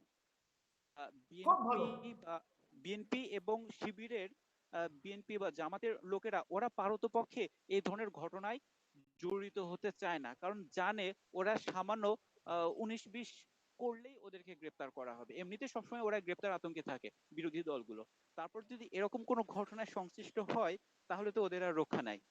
তাই তাহলে এবার তোমাকে শেষ প্রশ্ন করি। ফারমিন রুহানা সাহেবার যে বক্তব্য আমরা শুনলাম বাংলাদেশ সংসদে দুদিন আগে, উনি দাঁড়িয়ে বললেন যে 50 বছর 75 লক্ষ হিন্দু কমেছে, যে রিপোর্ট বেরিয়েছে বাংলাদেশ ব্যুরো স্ট্যাটিস্টিক্স এর অনুমোদনে, যেটা আমাদের কাছে অনেক মানে এর মধ্যে আমাদের মনে হয় একটা ডিস্ট্রাকশন অফ ট্রুথ রয়েছে, কারণ হিন্দু সংখ্যা আরো অনেক বেশি কমেছে বা পাকিস্তানে বা বাংলাদেশে এখনো পর্যন্ত 200টার মতো হিন্দু গণহত্যা হয়, সেখানে 50 বছর 75 না তার চেয়ে বেশি কমেছে। যাই হোক, কিন্তু সেই প্রশ্নটা হচ্ছে এটাই, এটা আমরা পারভীন রুহানার যে বক্তব্য সেটা কি হিন্দুদের মধ্যে কোনো আশা, কোনো কনফিডেন্স সঞ্চার করবে? না, কারো কোনো বক্তব্যই হিন্দুদের কোনো আশার ভরসার সঞ্চয় করবে না, কারণ ওই বক্তব্য যে ফাঁকা বলি এটা হিন্দুরা মনে প্রাণে বিশ্বাস করে, মানে এটা বুঝে গেছে। এখন হিন্দুদের আসলে কোনো সাপোর্ট নাই, এবং বাঙালি হিন্দুর ভাগ্য বাঙালি হিন্দুর নিজের হাতে। কেউ তাদের ত্রাতা নাই, কেউ পরিত্রাতা নাই, কোনো রক্ষক নাই।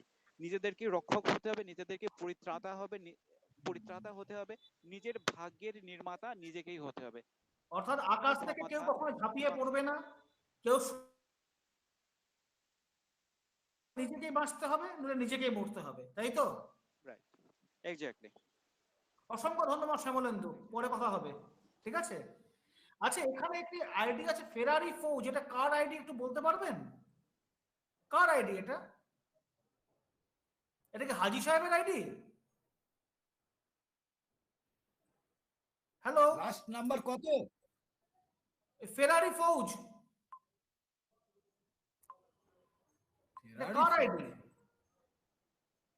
যদি এটার থেকে সাড়া না পাওয়া যায় তাহলে তো আমার মনে হয় আইডিটাকে রিমুভ করে আমাদের না না, অবশ্যই সাড়া না পাবলে আমরা প্রসিড করবই করব। আমরা জানতে চাইছি এটা কে। যাই হোক, আমরা শেষ দিকে চলে আসছি। সুভাষদা, সুভাষদা, আপনার তো অনেকগুলো পরিচয়। আপনি মুক্তিযোদ্ধা, আপনি নিখিলবঙ্গ নাগরিক সংঘের সাধারণ সম্পাদক, অর্থাৎ সেই নিখিলবঙ্গ নাগরিক সংঘ যে 1979-এ মরিচঝাপি গণহত্যার সময় প্রথম সক্রিয় প্রতিবাদ ও প্রতিরোধ করেছিল। ইনফ্যাক্ট এখনো মানে বাম আন্দোলনের ইতিহাসও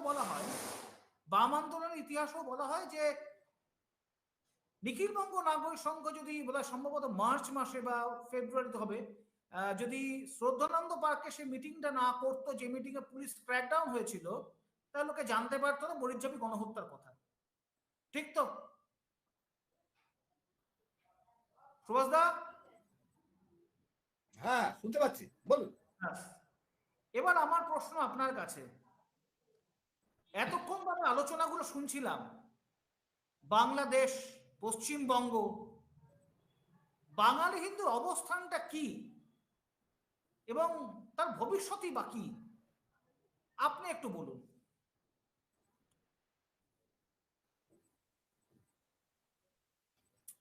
বাংলাদেশে যেটা হচ্ছে এটা কোনো নতুন ঘটনা নয়।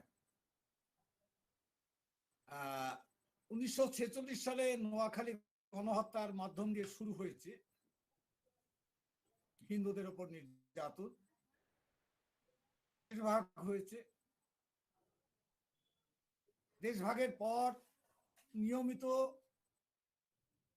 যে অত্যাচার সেটা অব্যাহত ছিল।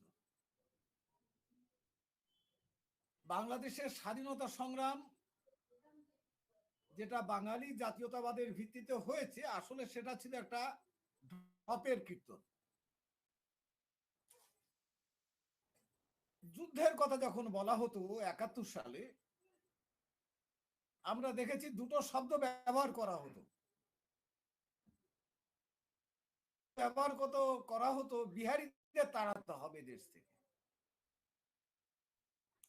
আর আরেকটা শব্দ যেটা ব্যবহার করা হতো সেটা হচ্ছে মালায়ন। আমাদের মুক্তিযোদ্ধা বাহিনীর মধ্যে বলা হতো এই মালায়ন, সুভাষ বলে ডাকা হতো না। হ্যালো হ্যালো, শুনতে পাচ্ছেন? সম্পূর্ণভাবে শুনতে পাচ্ছি, বলুন বলুন বলুন। দেশ স্বাধীন হলো, আমরা বুঝতে পেরেছিলাম, বা ভারতীয় সেনাদের মধ্যে যারা অফিসার ছিলেন তাদের দু একজনের সাথে আমরা কথা বলে বুঝেছিলাম যে আগামী ভবিষ্যৎ কি। তারা একটা মন্তব্য করেছিল যে এদেশ তোমাদের নয়, এদেশে তোমরা থাকতে পারবে না।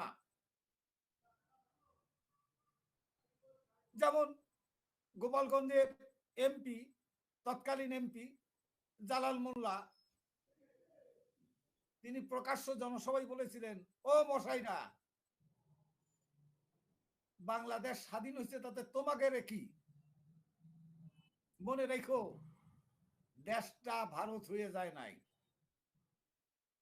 এটা ছিল জালাল মোল্লার কথা। তারপরে যদি মনে করেন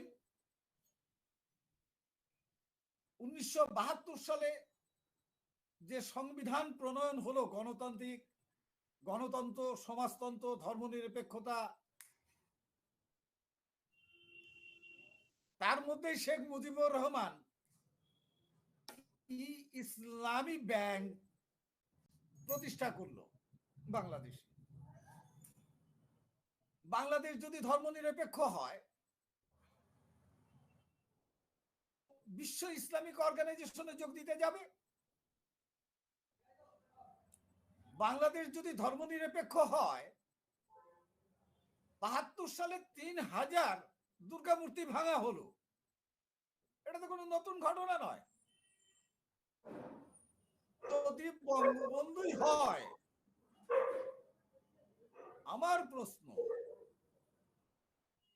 হিন্দুদের 1,62,000 একর জমি কি করে সেখানকার বসবাসকারী হিন্দুদের সম্পত্তি, অ্যানিমি প্রপার্টি ঘোষণা করা হলো?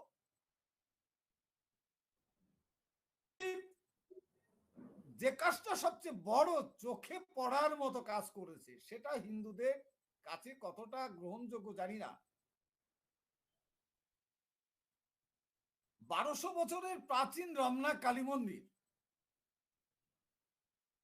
ব্রিটিশ সেটেলমেন্ট রেকর্ড অনুসারে 33 একর ভূমি সম্পদ ছিল। গভর্নমেন্ট দখল করে 8 একর জবরদখল করে যেখানে হাইকোর্ট নির্মাণ করলো।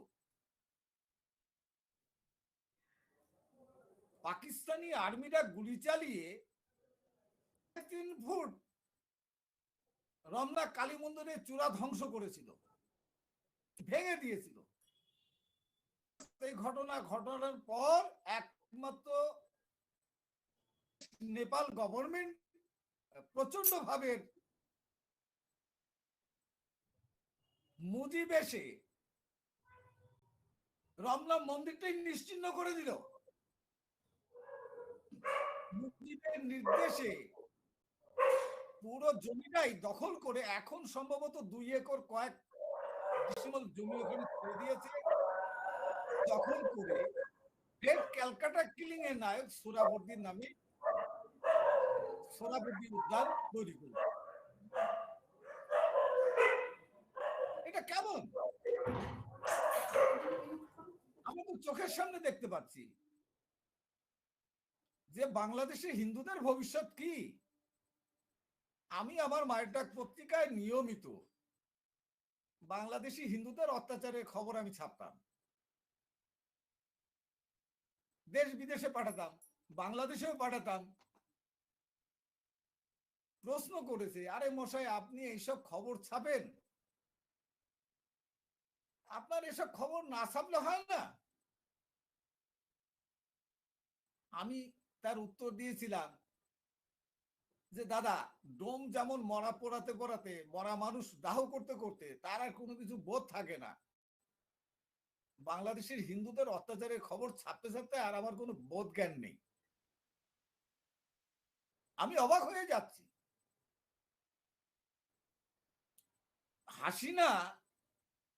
শেখ হাসিনা রাষ্ট্রসংঘে যে বক্তব্য দিচ্ছে, বিসমিল্লাহ আসসালাম আলাইকুম, সেই হাসিনা এবং আওয়ামী লীগের হাত শক্ত করার জন্য যে কয়েকজন নেতা বাংলাদেশি হিন্দুদের বলে আসে, আপনারা হাসিনাকে শক্তিশালী করুন, আওয়ামী লীগকে ভোট দিন। আজকে সেসব নেতা চুপ কেন? এই দালাল নেতারা চুপ কেন? আমার প্রশ্ন আরো আছে। বাংলাদেশে যে হিন্দু সংগঠন তারাও বঙ্গবন্ধু কন্যা, জাতির পিতা শেখ মুজিবুর রহমানের কন্যা। শেখ হাসিনার হাত শক্ত করুন। বাংলাদেশের যেসব হিন্দু নেতা বলে তাদের কেন বাংলাদেশের হিন্দুরা চাবুক মেরে পিঠের চামড়া তুলে নিচ্ছে না? ক্ষমতা থাকতে কেন বারবার রায়ট হচ্ছে, বারবার একতরফা হিন্দুর বাড়িঘর লুট হচ্ছে, ধর্ষণের শিকার হচ্ছে, আগুন দিয়ে বাড়িঘর পুড়িয়ে দিচ্ছে? ওইসব ন্যাকা কান্না কাঁদলে হবে না, উপযুক্ত জবাব দিক। এরা হিন্দুদের নিয়ে রাজনীতি করে, তেলে ঝোলে খায়, বিদেশ ভ্রমণ করে, বিদেশে সম্পত্তি বাড়ায়। আমরা সব খবর রাখি। কেউ নিউ ইয়র্কে বাড়ি করছে, জমি কিনছে, দোকান করছে, দিল্লিতে ফ্ল্যাট কিনছে, নয়ডাতে ফ্ল্যাট কিনছে, ব্যাঙ্গালোরে ফ্ল্যাট কিনছে। সুভাষ দা, একটা প্রশ্ন আছে। বাড়ি করছে। একটা কথা শোনা যায় অনেক সময় যে মুজিব যদি আর 1 বছর বেঁচে থাকতো তাহলে বাংলাদেশ হিন্দু শূন্য তখনই হয়ে যেত। এটা কতটা ঠিক এবং কতটা ভুল বা বিতর্কিত বলে মনে করেন আপনি?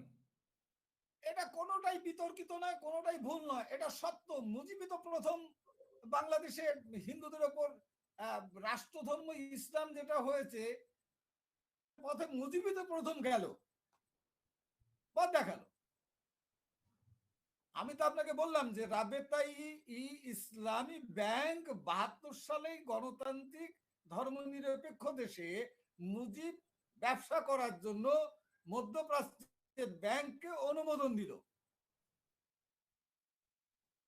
দুর্গা মূর্তি ভাঙলো 72 সালে দুর্গাপূজার সময়। 74 সালে ভুট্টোকে নিয়ে আসলো, ভুট্টোকে নিয়ে এলো। আজ পর্যন্ত বাংলাদেশে ভারতের 7,500 কোটি টাকা খরচা হয়েছে বাংলাদেশের স্বাধীন করতে। 1 কোটি রিফিউজিকে ভরণ পোষণ দিতে হয়েছে ভারতকে। প্রায় 20,000 সেনা মারা গেছে।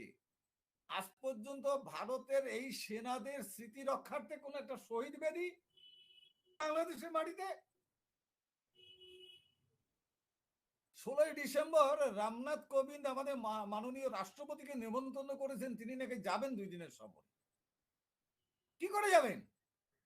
কেন যাবেন বাংলাদেশের মাটিতে? উনি কি দেখতে যাবেন মরা হিন্দুর মুখ দেখতে যাবেন? মাথার খুলিগুলো দেখতে যাবেন?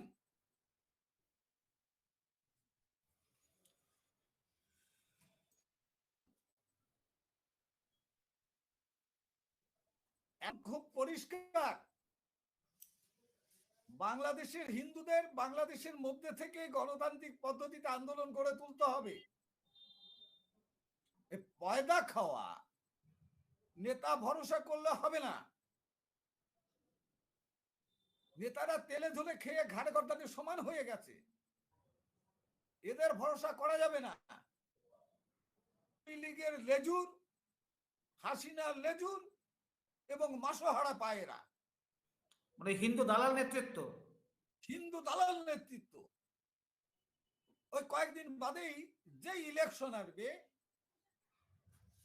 আপনি দেখবেন, না না না আওয়ামী লীগ মন্দের ভালো, আপনারা এইখানেই ভোট দেন দেন, এই কথাটাই বলে বেড়াবে। আজকে বাংলাদেশের মন্দিরের জমি লুট করে খাচ্ছে এরা, হিন্দুদের জমি পাইকারি সেল করে দিচ্ছে মুসলমানের কাছে। আপনার সিদ্ধেশ্বরী মন্দির ঢাকায় মন্দির, পুরো মন্দিরটা লুট করে খাচ্ছে আওয়ামী লীগের হিন্দু নেতা। এখন সে কোটি কোটি টাকার মালিক। অনেকে তো বলছে ঢাকেশ্বরী কালীবাড়ি নাকি আমরা ছাত্রলীগের পার্টি অফিস হয়ে গেছে। পার্টি অফিস, আওয়ামী লীগ ছাত্রলীগের পার্টি অফিসই তো ওটা। ওখানে আর কোন এদেরকে কলকাতায় পেলে আচ্ছা রমনা, আচ্ছা থ্যাংক ইউ। আচ্ছা সুভাষ দা, আরেকটা কথা বলি আপনাকে। ঢাকার ব্যবস্থাটা আমরা জানি, দিল্লিতে যারা বসে কাটিং অ্যাক্রস পলিটিক্যাল লাইন্স, রাজনৈতিক মতপার্থক্য বিচারধারা সব দূরে রেখে সবাই বাঙালি হিন্দুর ব্যাপার সম্পূর্ণ উদাসীন। একটা উদাহরণ দিচ্ছি আপনাকে। 1979-এ যখন মরিচঝাপে গণহত্যা হয়েছিল তখন সেন্ট্রালে কংগ্রেস গভর্নমেন্ট ছিল না, ছিল তো মোরারজি দেশাই গভর্নমেন্ট। ঠিক ঠিক তো? সেই সময় গভর্নমেন্টে মানে পূর্ববর্তী জনসংঘের বরিষ্ঠ ব্যক্তিরা মন্ত্রিত্বে ছিলেন। তারা কি কোনো সাহায্য করেছিলেন মরিচঝাপে গণহত্যার হিন্দুদের পক্ষে যারা সংগ্রাম করছিলেন তাদের? দেখুন, মরিচঝাপি বিষয় নিয়ে আমরা তৎকালীন প্রধানমন্ত্রী মোরারজি দেশাইকে 50টা টেলিগ্রাম করা হয়েছিল আমাদের নিখিল বঙ্গ নাগরিক সংঘের তরফ থেকে, যে মরিচঝাপির রক্ষা করুন, হাত বাড়ায়নি। তৎকালীন সরকারের বিদেশ মন্ত্রী অটল বিহারী বাজপেয়ীকে অসংখ্যবার আমরা টেলিগ্রাম পাঠিয়েছি, তিনি এনে কোনো উচ্চবাচ্য করেননি। বরং বাজপেয়ীর আমলে যেটা হয়েছে, তখন ত্রাণ এবং পুনর্বাসন মন্ত্রী ছিলেন সিকান্দার বক্ত, জনসংঘের। তিনি ত্রাণ পুনর্বাসন দপ্তরে মন্ত্রী পাওয়ার পরে পূর্ব পাকিস্তান থেকে আগত যে সমস্ত রিফিউজিদের ক্যাম্পে মানে বিশেষত সাহায্য দেওয়া হতো, তিনি সমস্তগুলো বন্ধ করে দিলেন। 2 কেজি চাল, 1 কেজি আটা, 2 কেজি আলু সাধারণ রিফিউজিদের জন্য যেটা দেওয়া হতো করে দিলেন। এরা কোনোদিন এগিয়ে আসেনি। বরং আমি আমাদের তৎকালীন যে সাধারণ সম্পাদক ছিলেন সুব্রত চ্যাটার্জি আর ব্যারিস্টার নিয়ারেন্দু দত্ত মজুমদার, কলকাতায় যখন এলকে আদবানি এলেন, আদবানিজি এলেন, আমরা তার সাথে দেখা করতে গিয়েছিলাম। দেখা করে যখন বাংলাদেশের হিন্দুদের বিষয়টা উত্থাপন করলাম, 3-4 মিনিট শুনে একটা মুখ ভ্যাংসানি দিয়ে বলে দিলেন, আমি কি করতে পারি, আমি কি আকারে।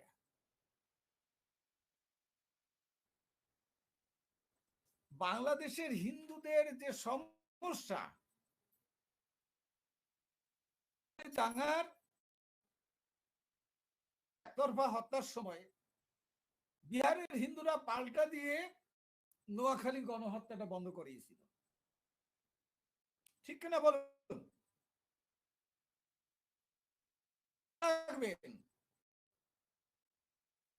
পাকিস্তানি সেনাবাহিনী রাজাকার আলবদর আল শামস বাংলাদেশে হিন্দুদের হত্যা করছে, ভারতীয় সেনা মানে ভারতের যুবক,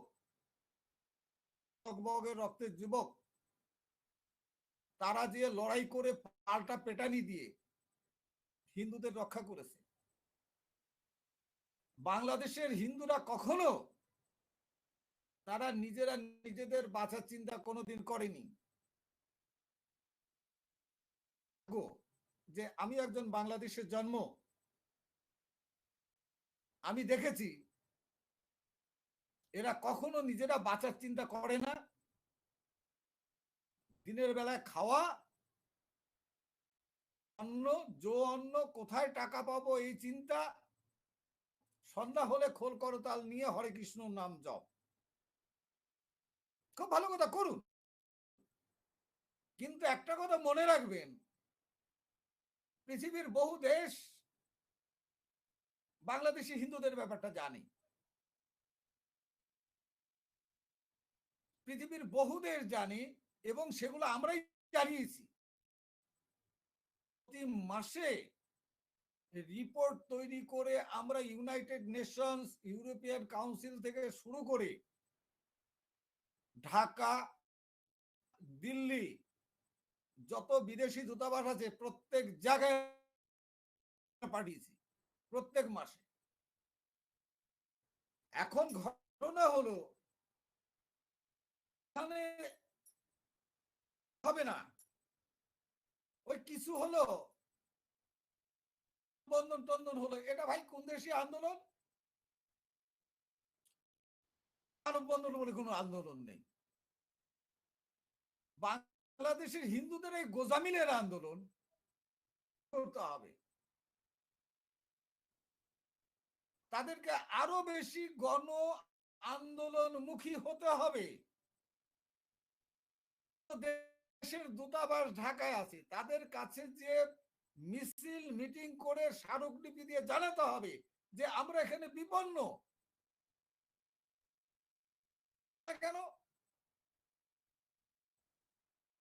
তাদের অসুবিধাটা কোথায়?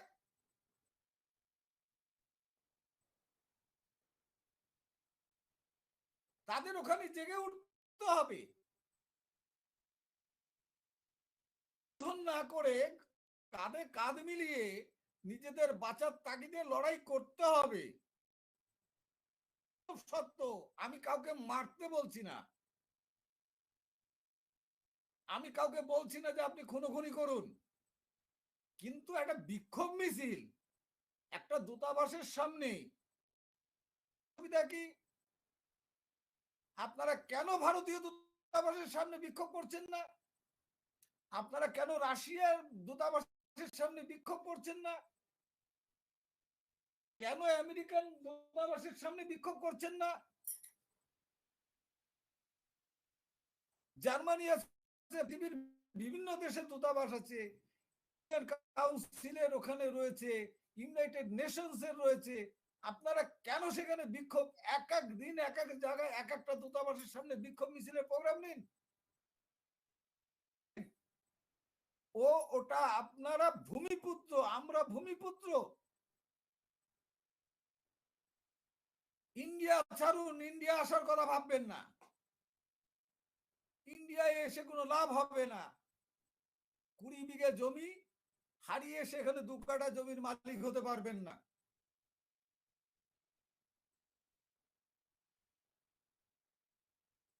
আজকে যে ঘটনাগুলো ঘটলো দুর্গাপূজার সময়, আছে প্রচলিত গান, লোকগীতি, তুমি হাকিম হইয়া হুকুম করো, পুলিশ হইয়া ধরো, সর্প হইয়া জারো,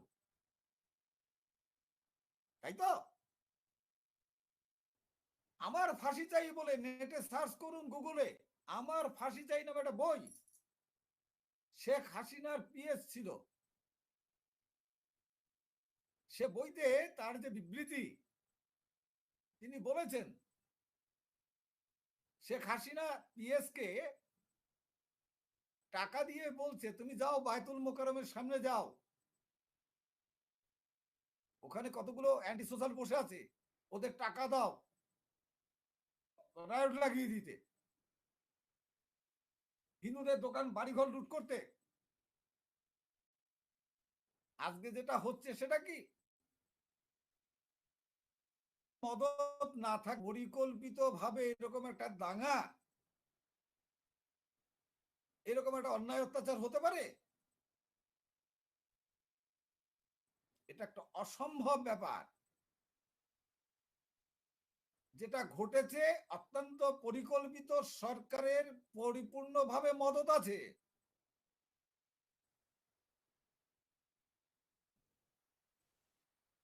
অতএব হিন্দুদের পালালে হবে না, হিন্দুদের ওখানেই থাকতে হবে। হয় আমরা লড়াই করে আমাদের জন্মমাটিতে থাকবো, এখানেই আমাদের মৃত্যু হবে। 2 কোটি হিন্দুকে মেরে ফেলতে কেউ পারবে না। 2 কোটি হিন্দুকেও জেলে ঢোকানোর মতো জেল বাংলাদেশে নেই। বাংলাদেশ কেন, যদি ভারত, পাকিস্তান, বাংলাদেশ মিলে 3টে দেশের জেলেও ঢোকানো হয়, তাও বাংলাদেশের 2 কোটি হিন্দুকে দেখার জায়গা হবে না। আপনারা লড়ুন, ঐক্যবদ্ধভাবে লড়ুন, বহু দেশ আপনাদের পাশে এসে দাঁড়াবে। আপনাদের লড়াই করতে হবে। এখন একটু কমান, সৈনিক হবার চেষ্টা করুন। হিন্দুদের সমস্যা হচ্ছে তারা যতটা সন্ন্যাসী হওয়ার প্রবণতা আছে, সৈনিক হওয়ার প্রবণতা ততটাই তারা ত্যাগ করেছে। এই সন্ন্যাসের প্রবণতা কেন? বাস্তব থেকে বাঁচার জন্যই তো নাকি? এটা একটা ভণ্ডামি। মানে বাস্তবটাকে পাবলে সন্ন্যাসী বাঁচবো। হয় না। প্রকৃত সন্ন্যাসী যদি হতো, স্পৃহা, তার চিন্তা ভাবনা অন্যরকম হতো। এগুলো সব পেট পোষা সন্ন্যাসী। সুভাষ দা, একটা লাস্ট যারা- প্রশ্ন আপনার কাছে আছে।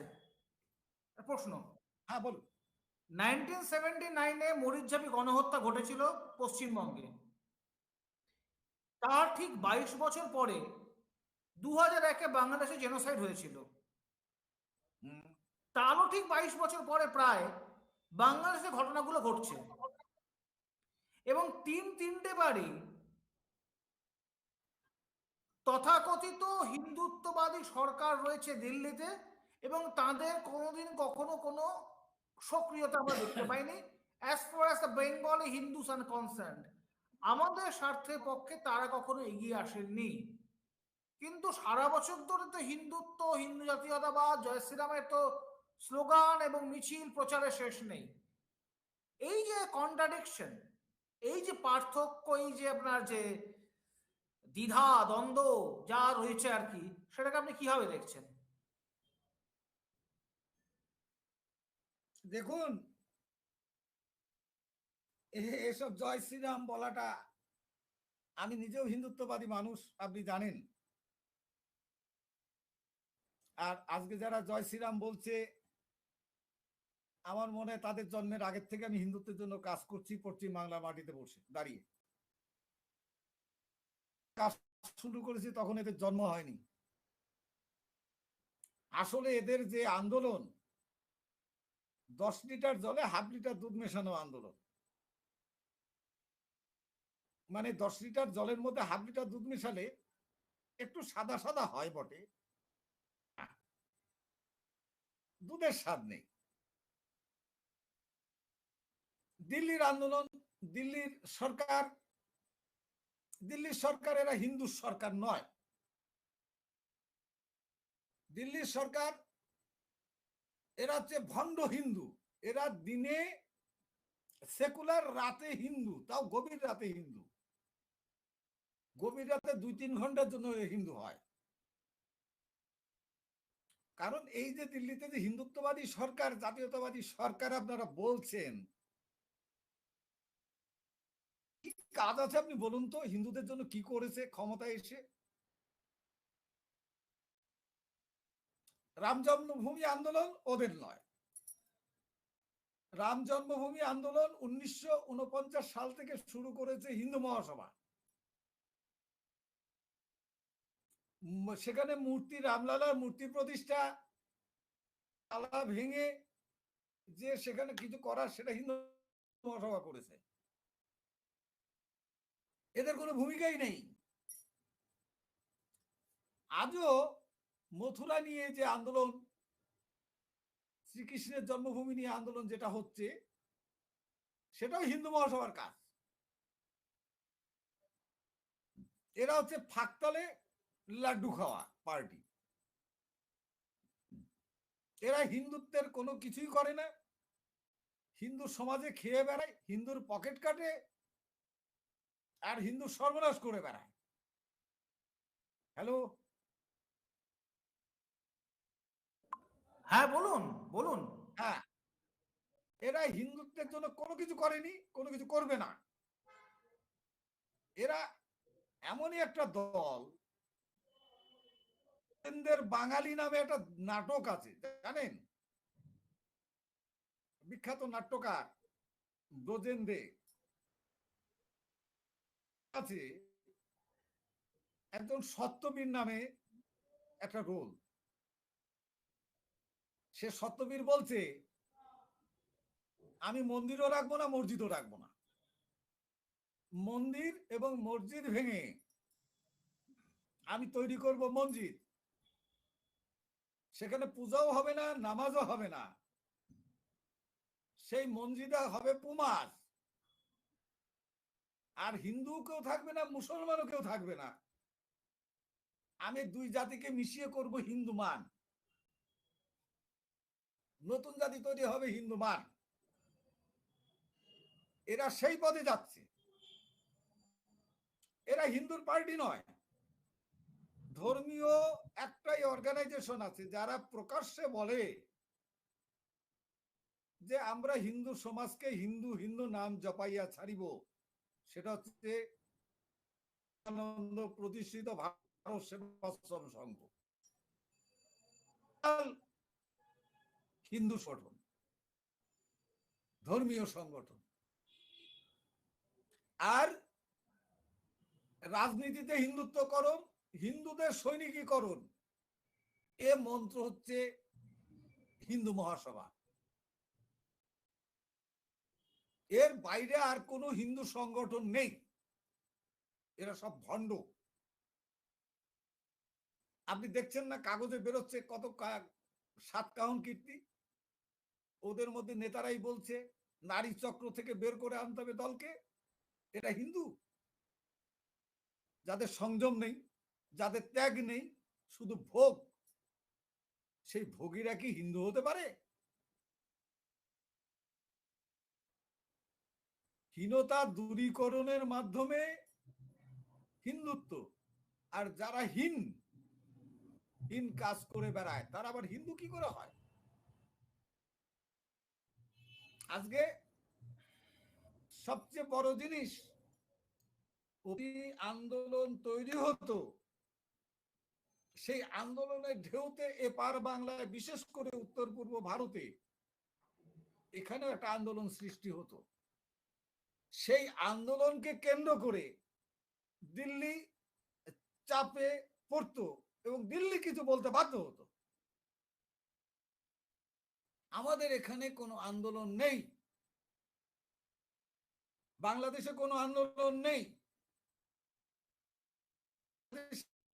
হিন্দুদের ঐক্যবদ্ধ কোনো 2 কোটি হিন্দু যদি আমি ধরি বাংলাদেশে, অন্তত 25 হিন্দু সংগঠন আছে। পান বিড়ি চায়ের দোকানের মতো খুলে বসে আছে, তা নেই, কোনো কিচ্ছু নেই। তারা মনে করে আমরা এই যে দোকান খুলে বসে আছি ব্যাংক অ্যাকাউন্টের মতো, কেউ এসে আমাদের ব্যাংক অ্যাকাউন্টে কোটি কোটি টাকা দিয়ে যাবে। বাংলাদেশের হিন্দুদের সমস্যার সমাধান হোক, এটা কোনো নেতাই চায় না। যারা বিদেশে আন্দোলন করছে তারাও চায় না। কারণ বাংলাদেশের হিন্দুদের যদি সমস্যার সমাধান হয়ে যায়, যাবে না, রস পাওয়া যাবে না। অতএব রস খেতে হলে এই আন্দোলনকে জিয়ে রাখতে হবে, এই সমস্যাকে জিয়ে রাখতে হবে। পশ্চিমবঙ্গ, আসাম, ত্রিপুরার বাঙালিরা যদি ঐক্যবদ্ধ হয়ে, বা ভারতবর্ষের বিভিন্ন জায়গায় যারা বাঙালি আছে তারা যদি ঐক্যবদ্ধ হয়ে ভারত সরকারকে চাপ সৃষ্টি করত, তাহলে ভারত কিছু বলতো। এখানে যারা আসছে, আসি যাই, মাইনে পাই, 3 বেলা ভালো মন্দ খাই, বাংলাদেশের হিন্দু নিয়ে সব চিন্তা করার আমাদের দরকার নাই। উল্টো বলে যে তারা ওখানে আছে কেন। আর বাংলাদেশ মানেই মুসলিম সংখ্যাগরিষ্ঠ দেশ, ওখানে এরকম তো হবেই, এটা তো জানা কথাই, এরকম সমস্ত মন্তব্য, মানে মূর্খের মন্তব্য। এটা যদি আজকে হিন্দুদের না হয়ে উত্তরপ্রদেশ, মধ্যপ্রদেশের হিন্দি ভাষীদের অঞ্চলের হিন্দুদের আত্মীয় স্বজন বাংলাদেশে থাকতো, তাহলে কিন্তু ভারত সরকার চুপ করে থাকতে পারত না। ভারত সরকারকে ঘাট ধাক্কা দিয়ে এটা করাতো। কারণ হিন্দি ভাষী থাকলে কি সুবিধে? ভাষীরা থাকলে সুবিধা নয়, তারা মার্কাটটা। পাঞ্জাবি রিফিউজিরা এখানে যে সাহায্য পেল, সহযোগিতা পেল সরকারের, তারা পেল তাদের ঐক্য এবং সোট দেখিয়ে। বাঙালি হিন্দুরা পেল না কেন? বাঙালি হিন্দুরা যা পেল 1.5 কাঠা জমি, তার উপরে 5 ইঞ্চির দেওয়াল, একখানা ঘর, উপরে টালি, হলো না। তারা কেউ কমিউনিস্ট হলো, কেউ কংগ্রেস হলো, এই করে তাদের সর্বনাশটা ঘটালো। খুব ভালো, অসংখ্য ধন্যবাদ সুভাষ দা, খুব ভালো। এবার যদি কারো কোনো প্রশ্ন থাকে আজকের আলোচনার ভিত্তিতে, তারা কাকে উদ্দেশ্য করে প্রশ্ন করবেন, তার নাম এবং সংক্ষিপ্ত প্রশ্ন করতে পারেন। আচ্ছা আমি বলি, প্রশ্ন এসেছে কয়েকটা আমাদের ইউটিউব চ্যানেলে। অর্জুন দেব উনি কোনো মানে কাকে উদ্দেশ্য করছেন সেটা বলেননি। উনি প্রশ্নটা রেখেছেন, how to prevent the upcoming danger in West Bengal.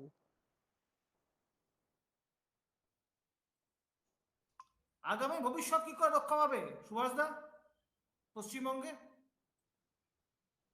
রাজনীতিতে হিন্দুত্বকরণ, হিন্দুদের সৈনিকীকরণ, এর কোনো বিকল্প নেই।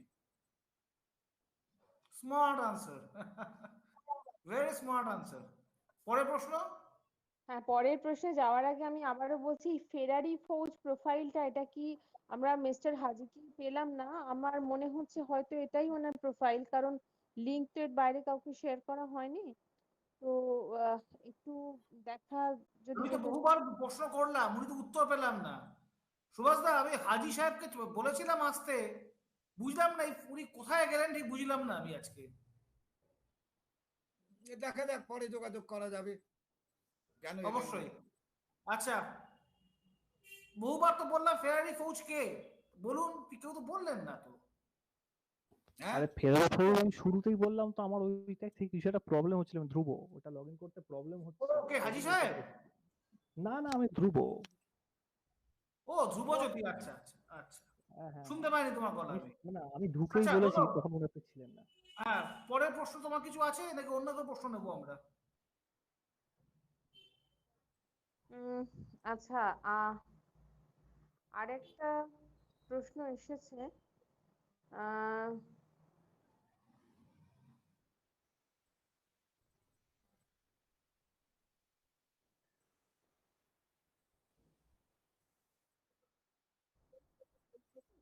না উনি, আচ্ছা আমাকে ব্যক্তিগতভাবে ইনবক্সে, আমার পরিচিত যারা শুনছেন তারা ইনবক্সে আমাকে কয়েকজন প্রশ্ন রেখেছেন এখানে আলোচনার জন্য। একটা প্রশ্ন তার মধ্যে রয়েছে, তিনি নাম প্রকাশ করতে করেছেন। আচ্ছা, তার বক্তব্য হচ্ছে যে এই যে আমাদের কলকাতা এবং পশ্চিমবঙ্গের যে সমস্ত সংস্কৃতি মনোভাবাপন্ন যেসব মানুষেরা রয়েছেন, যারা প্রতিনিয়তই এই দুই বাংলার ঐক্যের কথা খুব সুন্দর করে বলে থাকেন, এই তথ্যগুলো বা এই সত্যগুলো কি তাদের কাছে পৌঁছয় না? এটা একটা প্রশ্ন। এই প্রশ্নটা নিয়ে যদি আলোচনা করা যায়, এবং তারপরেও বা এই এত যে অত্যাচার চলছে এটা দেখার পরেও একই রকম ভাবে কি করে এরা বলতে পারেন যে আমাদের সম্প্রীতি, আমরা দুই বাংলা এক, আমরা আমাদের মধ্যে ভ্রাতৃত্ব রয়েছে ইত্যাদি ইত্যাদি, যেগুলো আমরা বরাবরই আমাদের আলোচনায় উঠে এসেছে যেসব ইস্যুগুলো। তো এই সব মানুষদের মানসিকতার পরিবর্তন আমি জানি না আদৌ হওয়া সম্ভব কিনা, এটা নিয়ে যদি একটু আলোচনা হয়। এটা খুব সহজ প্রশ্নের উত্তর, যে আমাদের যারা বুদ্ধিজীবী আছে তাদের বুদ্ধি ফিক্সড ডিপোজিট করা আছে হাবিব ব্যাংক আর সোনালী ব্যাংকে। মতিগতি কোনোদিন ঘুরবে না।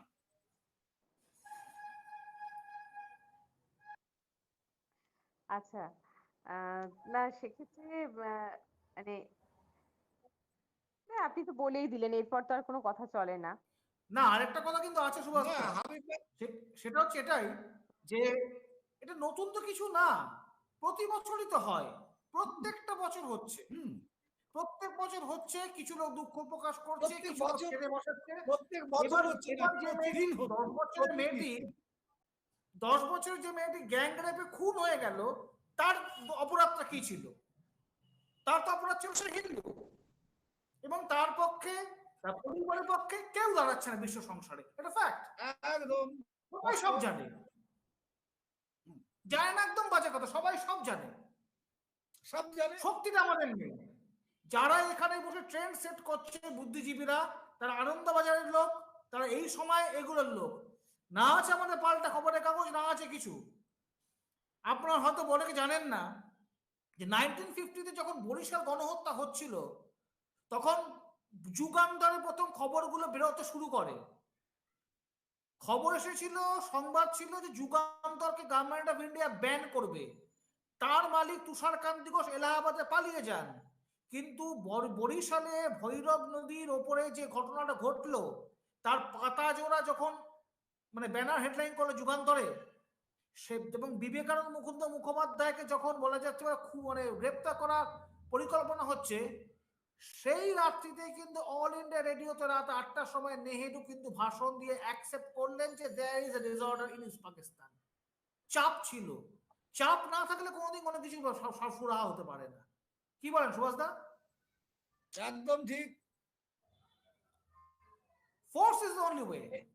আমি তো বললাম আর কি আছে যে ইউপি। বলুন বলুন। আমি একটু আমি অ্যাড তো বললাম হ্যাঁ জগদীশ বলুন। আমি একটু সুভাষদা বা আপনাদের আলোচনায় একটু অ্যাড করতে চাই, যদি সুযোগ থাকে আমি একটু বলবো। বলুন বলুন।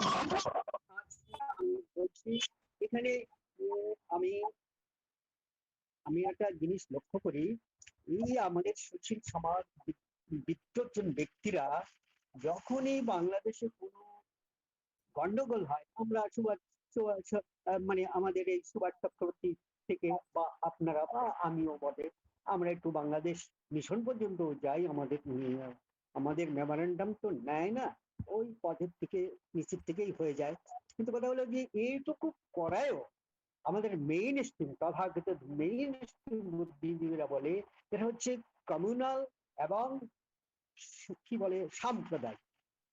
এখন এই জায়গা থেকে কিভাবে বেরিয়ে আসা যায়? আমি একটা কথা, আপনারা বারবার বলছেন বাংলাদেশের ভবিষ্যৎ বা পশ্চিমবঙ্গের ভবিষ্যৎ, আমি আপনাকে এই মুহূর্তে এখন আর 10 মিনিট আছে 9টা বাজতে, এই বাংলাদেশ এই বাংলা পশ্চিমবাংলা এটা কালক্রমে ধীরে ধীরে ধীরে আমাদের কিছু বিশ্বাসঘাতক নেতৃত্ব বুদ্ধিজীবী বা উপরতলার লোক, তারা এটাকে একটা মুসলিম কান্ট্রিতে পরিণত করছে। এটা কোনো বাঙালি কান্ট্রি হবে না, বাঙালি কান্ট্রি। কারণ আর বাংলাদেশ, আমি আপনাকে আবার একটা ভবিষ্যৎবাণী করছি, তা নয়, আমি শুধু একটা বইও লিখে গেছি যে দুই বাংলায় যে জিহাদি অভ্যুদয়, সে অভ্যুদয়ের ভেতরে রয়েছে যখন 1975 সালে এই বঙ্গবন্ধুকে হত্যা করা হয় আগস্টের 14-15 তারিখে, সেই দিনকে তিনি প্রথমার্ধে যে তাকে কোনো সৈনিক গুলি করেনি, কিন্তু পরবর্তী সময় তারা বললো, একজন বলছে তোমরা যদি আর আধ ঘন্টা দেরি করো তাহলে ভারতীয় কোনো রেস্কিউ বাহিনী এখানে ঢুকে পড়তে পারে, তখন তাকে ফায়ার করে মারে। যে বাড়িতে মারে সেই বাড়িতে আমি বহুবার ভাত খেয়েছি, মানে আমি স্টুডেন্ট পলিটিক্স করতাম, সুতরাং আমার সেই সুযোগটা ছিল। আজ আমি দেখলাম বঙ্গবন্ধুর রাজনীতির ট্রেন্ডটা ছিল সমস্ত সারে বাংলা আমার, আমার বাঙালি জাতি বিশ্বের শ্রেষ্ঠ জাতি, কিন্তু সঙ্গে সঙ্গে তিনি যেটা রাজনীতিতে রোপণ করে গেছেন যে একটা মুসলিম ব্রাদারহুডের পার্টনার হিসেবে উনি আগেই এই সুভাষদা বলেছেন 1974 সালে ভুট্টোকে আলিঙ্গন করেছেন, এবং এই কিন্তু সেই আলিঙ্গন ব্যর্থ করে দিয়েছে বাঙালি তো গুলি করেছে। আজকে আমাদের হাসিনা, আমি তাকে শ্রদ্ধা করি, কারণ আমার আমি জাস্ট ওয়ান পয়েন্ট আমি ট্রাইং টু অ্যাড, সেটা হচ্ছে কি ওনার সঙ্গে যুক্ত রয়েছে হেফাজতে ইসলাম, তাদের ইসলামের মোতাবেক ওই বাংলাদেশ গঠিত হবে। সে হচ্ছে কি ওই ইসলামে লেখাই আছে যে কোনো কান্ট্রিতে কোনো দেশে সারা জাহান বিশ্ব জাহান মুসলিম হতে হবে, সারে দুনিয়া ইসলাম হতে হবে, তার তত্ত্ব অনুযায়ী কোনো অবস্থায় বাঙালি হিন্দু ওখানে থাকতে পারবে না, খ্রিস্টান থাকতে পারবে না, বুদ্ধিস্ট থাকতে পারবে না, ধীরে ধীরে ধীরে ধীরে তাকে তো যেতেই হবে। আর কোনো ধর্মনিরপেক্ষতা বা গণতান্ত্রিক বা সমাজতান্ত্রিক কোনো কথা চলবে না।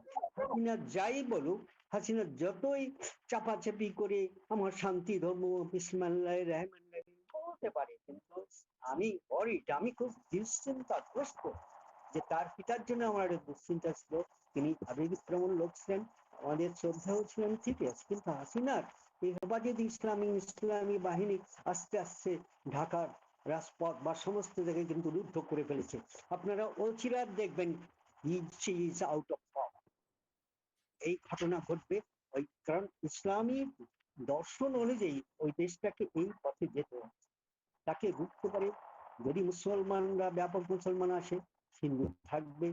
আর একটা কথা বলি, 1974 সালে কায়রো সম্মেলন হয়েছিল। সেই সম্মেলনে তখন Fidel Castro, Bangabandhu Fidel Castro একসঙ্গে একটা মিটিং এ বসেছিল। বঙ্গবন্ধুকে জিজ্ঞাসা করলে বঙ্গবন্ধুকে জিজ্ঞাসা করছে ফিদেল ক্যাস্ট্রো, আপনার সিকিউরিটি বাহিনী, আপনার মিলিটারি সৈন্যবাহিনী কিভাবে মানে ম্যান্ড করা হয়েছে? উনি বললেন কি, কেন, যে আমার পাকিস্তানি বহুত বাঙালি সৈন্য ছিল, তারা আমি তাদেরকে ম্যান করে দিয়েছি। তখন তিনি কি বলেছিলেন? ওই 74 সালে বলেছিল কি, we have been finished, মানে ওদের উচ্চারণটা একটু ফ ফ হয়ে যায়। you have been finished 3বার বলছিল। তাই শেখ সাহেব বলল, আপনি যাই বলুন আমি তাদেরকে বিশ্বাস করি। উনি বললেন, বিশ্বাস অবিশ্বাসের কোনো কথা নয়, সেটা হচ্ছে একটা রাজনৈতিক প্রক্রিয়ার মধ্য দিয়ে আপনি যাবেন, যেতে হবে। ঠিক দুনিয়ার সবাই, আমিও রাজনৈতিক পক্ষ দিয়ে, আমাকে শতবার আমেরিকান সিআইএ হত্যা করতে চেয়েছে, কিন্তু আমাকে হত্যা করতে পারেনি। কেন? কারণ আমার সৈন্যবাহিনী ছিল আমার তৈরি করা গেরিলা বাহিনী, আমার তৈরি করা সৈন্যবাহিনী। আমার বাংলাদেশের কথা আমি আসি, আমি আমার বাংলা আগে বলি, কারণ হয়তো মানুষ নয়, আমি অন্যভাবে তো বাংলাদেশে আছি মানব প্রাণে। এই হাসিনা আজকে সে হিন্দুদের রক্ষা করলো না, কালকে তাকে কে রক্ষা করবে? কারণ তিনি একটা ইসলামী ব্লক বলয়ে ঢুকে পড়েছেন। এই রাজনীতি, এই দুঃখময় পরিণতি তাকে নিতেই হবে, তার পিতার মতো। কাজেই আজকের আলোচনা আপনারা যারা হিন্দু মুসলিম বা বাংলাদেশ, ওটা কোনো কথাই না। বাংলাদেশ ইসলাম করতে হবে, বাংলাদেশে একটি হিন্দু, একটি আদার দ্যান হিন্দু অন্য কোনো কমিউনিটি থাকতে পারবে না। এই হলো তাদের থট। যদি আপনাকে থাকতে হয়, আপনাকে যুদ্ধ করতে হবে। আপনি কিভাবে যুদ্ধ করবেন সে আপনার দেশ, বাংলাদেশের হিন্দুরা করবে, বাংলাদেশের খ্রিস্টানরা, বাংলাদেশের বুদ্ধিস্টরা করবে। কারণ বুদ্ধিস্টরা দেখবেন পার্বত্য চট্টগ্রামে ভেঙে ফেলেছে তাদের ঐক্য, কিন্তু পার্বত্য চট্টগ্রামে বুদ্ধিস্টদের, চাকমাদের যে দৃঢ় ঐক্য আছে, আমাদের লক্ষ লক্ষ কোটি কোটি হিন্দুদের ওখানে থাকে। আর পশ্চিমবাংলার হিন্দুরা, এনারাও খুব তাড়াতাড়ি আর বুদ্ধিজীবী থাকবেন না, তাকে বারবার সালাম দিতে হবে, বিসমিল্লাহ রহমান রহিম, ওই পথে যেও। পশ্চিমবাংলার 5-4টা এবং নিকৃষ্ট মানে বুদ্ধিজীবী, তাকে কিন্তু ওই পথে যাচ্ছে। কাজেই আজকে অনিমিত্র বাবু আমাদের তরুণ ভাই, আমি বলবো আমাদের থেকে অনেক তরুণ, কাজেই তার প্রচেষ্টার আমি সামিল আছি। কিন্তু আমার এই কথাগুলো, আজকের এই মুহূর্তের কথাগুলো আপনাকে আবার এই হাউসকে, এই শ্রোতাদের বলছি, ওই চক্র থেকে না বেরোলে মুজিব যেমন হ্যাভ বিন ফিনিশড, আমার এই উচ্চারণ তার কন্যার প্রতি আমি উচ্চারণ করবো না, বাট তার পরিণতি কিন্তু হিন্দু নিধন করতে হোক, কিন্তু জড়িয়ে আছে। সুতরাং আমি সুবাইদার সঙ্গে বা আপনাদের হাউসের কাছে আমার এই কথাটা আমি রাখছি। আচ্ছা, থ্যাংক ইউ, ধন্যবাদ আপনাদের। আপনারা আরো একটা কথা এখানে উল্লেখ করা দরকার, সুশীল শব্দটা এক অবান্তর শব্দ।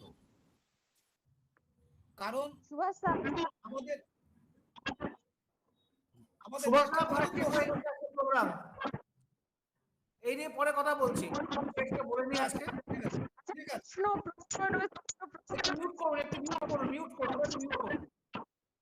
মিউট করুন। দুটো প্রশ্ন রয়েছে, দুটো প্রশ্ন রয়েছে। বলুন। হ্যাঁ বলুন। আচ্ছা, অশেষ উপাধ্যায় জিজ্ঞেস করেছেন বাংলাদেশে হিন্দুদের মধ্যে বামপন্থী অ্যাপোলজিস্টস অফ ইসলাম তো কম নেই, Pinaki Bhattacharya and so on, তাদের বিষয়ে একটু ডিসকাস করলে ভালো হয়। এখন হ্যাঁ, তার ব্যাপারটা ডিসকাশনের জায়গা নেই, তবে এটা বলা যেতে পারে যে হ্যাঁ, ব্যাপারটা আরেকবার না, একটু আমাকে ভালো করে পিনাকি ভট্টাচার্যকে sorry to interrupt you, Pinaki ভট্টাচার্যকে বাঙালি হিন্দু রিপ্রেজেন্টেটিভ বা বাঙালি হিন্দু বা হিন্দু ধরতে পারছি না। যে প্রশ্নটা করেছে তার জানকারিতে বা তার নলেজে হয়তো একটু কম আছে, তিনি একটা ভুল নাম ইউজ করে ফেলেছেন। পিনাকি ভট্টাচার্যকে বাংলাদেশি হিন্দু হিসাবে ধরতে পারছি না। হি ডাজন্ট আচ্ছা, রিকগনাইজ হিমসেলফ। পিনাকি ভট্টাচার্য তাকে তাকিয়া চলছে তো কি আলতাকিয়া তো? উনি প্রশ্ন হ্যাঁ, বলেছেন। হি ইজ টোটালি নট তাকিয়া। let it go. Let it go. Fine. He's a converted guy. He's a converted guy. How can we say that he's a Bangladeshi Hindu?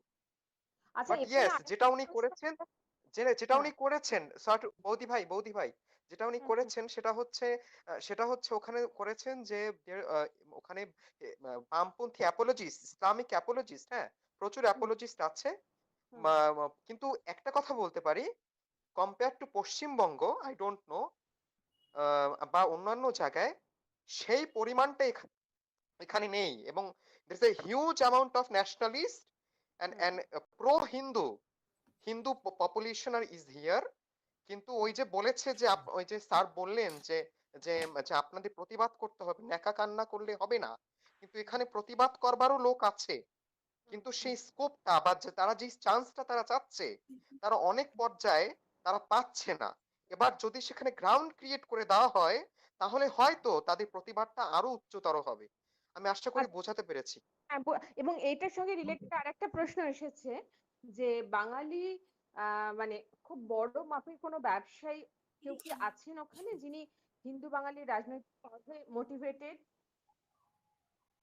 হ্যাঁ, এখানে এখানে প্রচুর প্রচুর as far as economically viable যে হিন্দু আর concern এবং যারা হিন্দুকে নিয়ে ভাবে, এই ধরনের প্রচুর আছে, সত্যি আছে, তারা ইনভেস্টও করতে চায়। এখন সেটাই যদি হয়, আপনাদেরকে একটা ইনফরমেশন দেই, এখানে বাঙালি হিন্দুর বা হিন্দুর হয়ে রাজনৈতিক দল, অর্থাৎ এমন একটি দল যেটা হিন্দুকে রিপ্রেজেন্ট করবে, সেরকমও প্রচেষ্টা করা হয়েছে, হয় নাই যে তা নয়। কিন্তু আপনাদের ইনফরমেশনের জন্য, আপনাদের জ্ঞাতার্থে জানিয়ে রাখি, সেই প্রচেষ্টাকে সফল হতে দেওয়া হয়নি রাষ্ট্রীয় পর্যায়ে এবং অন্যান্য পর্যায়ে। এবং সেই কোন কোন মহল থেকে আমি কোনো কারণে কন্ডিশন অ্যানোমিনিটির কারণে কোনো কারণে আমি বলতে পারছি না, ধরে নিন এমন এমন জায়গা থেকেও চাপ প্রয়োগ হয়েছে যেটাকে আমরা ধরে নিই যে সেটা বন্ধু মহল থেকেও চাপ প্রয়োগ করা হয়েছে। তাই জন্যে হিন্দু রাজনৈতিক দল এটা সফল হয়েও বাংলাদেশের মাটিতে হতে পারেনি, কেননা তারা চায় না যে আওয়ামী লীগের অপোজিটে একটি হিন্দু রাজনৈতিক দল, অর্থাৎ হিন্দু কি রিপ্রেজেন্ট করবে অথবা মাইনরিটি কি রিপ্রেজেন্ট করবে, এরকম কোন একটা দল বা কোনো কিছু বাংলাদেশের মাটিতে উৎপন্ন হোক। আমি আশা করি সব ভালোটাই বোঝাতে পেরেছি। হ্যাঁ, হ্যাঁ, আচ্ছা, এবার দোলন শেষ করব, 9টা বেজে গেছে। হ্যাঁ, হ্যাঁ, আজকে আমরা বেঙ্গল ফাউন্ডেশনের নেতৃত্বে এবং বেঙ্গল ফাউন্ডেশনের পৌরোহিত্যে একটি বিশেষ আলোচনা সভায় অংশগ্রহণ করেছিলাম। বাঙালি হিন্দু ভবিষ্যৎকে কেন্দ্র করে, বাঙালি হিন্দু ভবিষ্যৎ বাংলাদেশ, পশ্চিমবঙ্গ, আসাম, ত্রিপুরা, উত্তর পূর্ব ভারত, ঝাড়খণ্ড, বিহার, রায়পুর, বিলাসপুর এমনকি বিদর্ভেও, এবং অবশ্যই বাঙালি হিন্দু ডায়াসপোরা যা পৃথিবীতে ছড়িয়ে আছে, এই সমস্ত কিছুকে কেন্দ্র করে।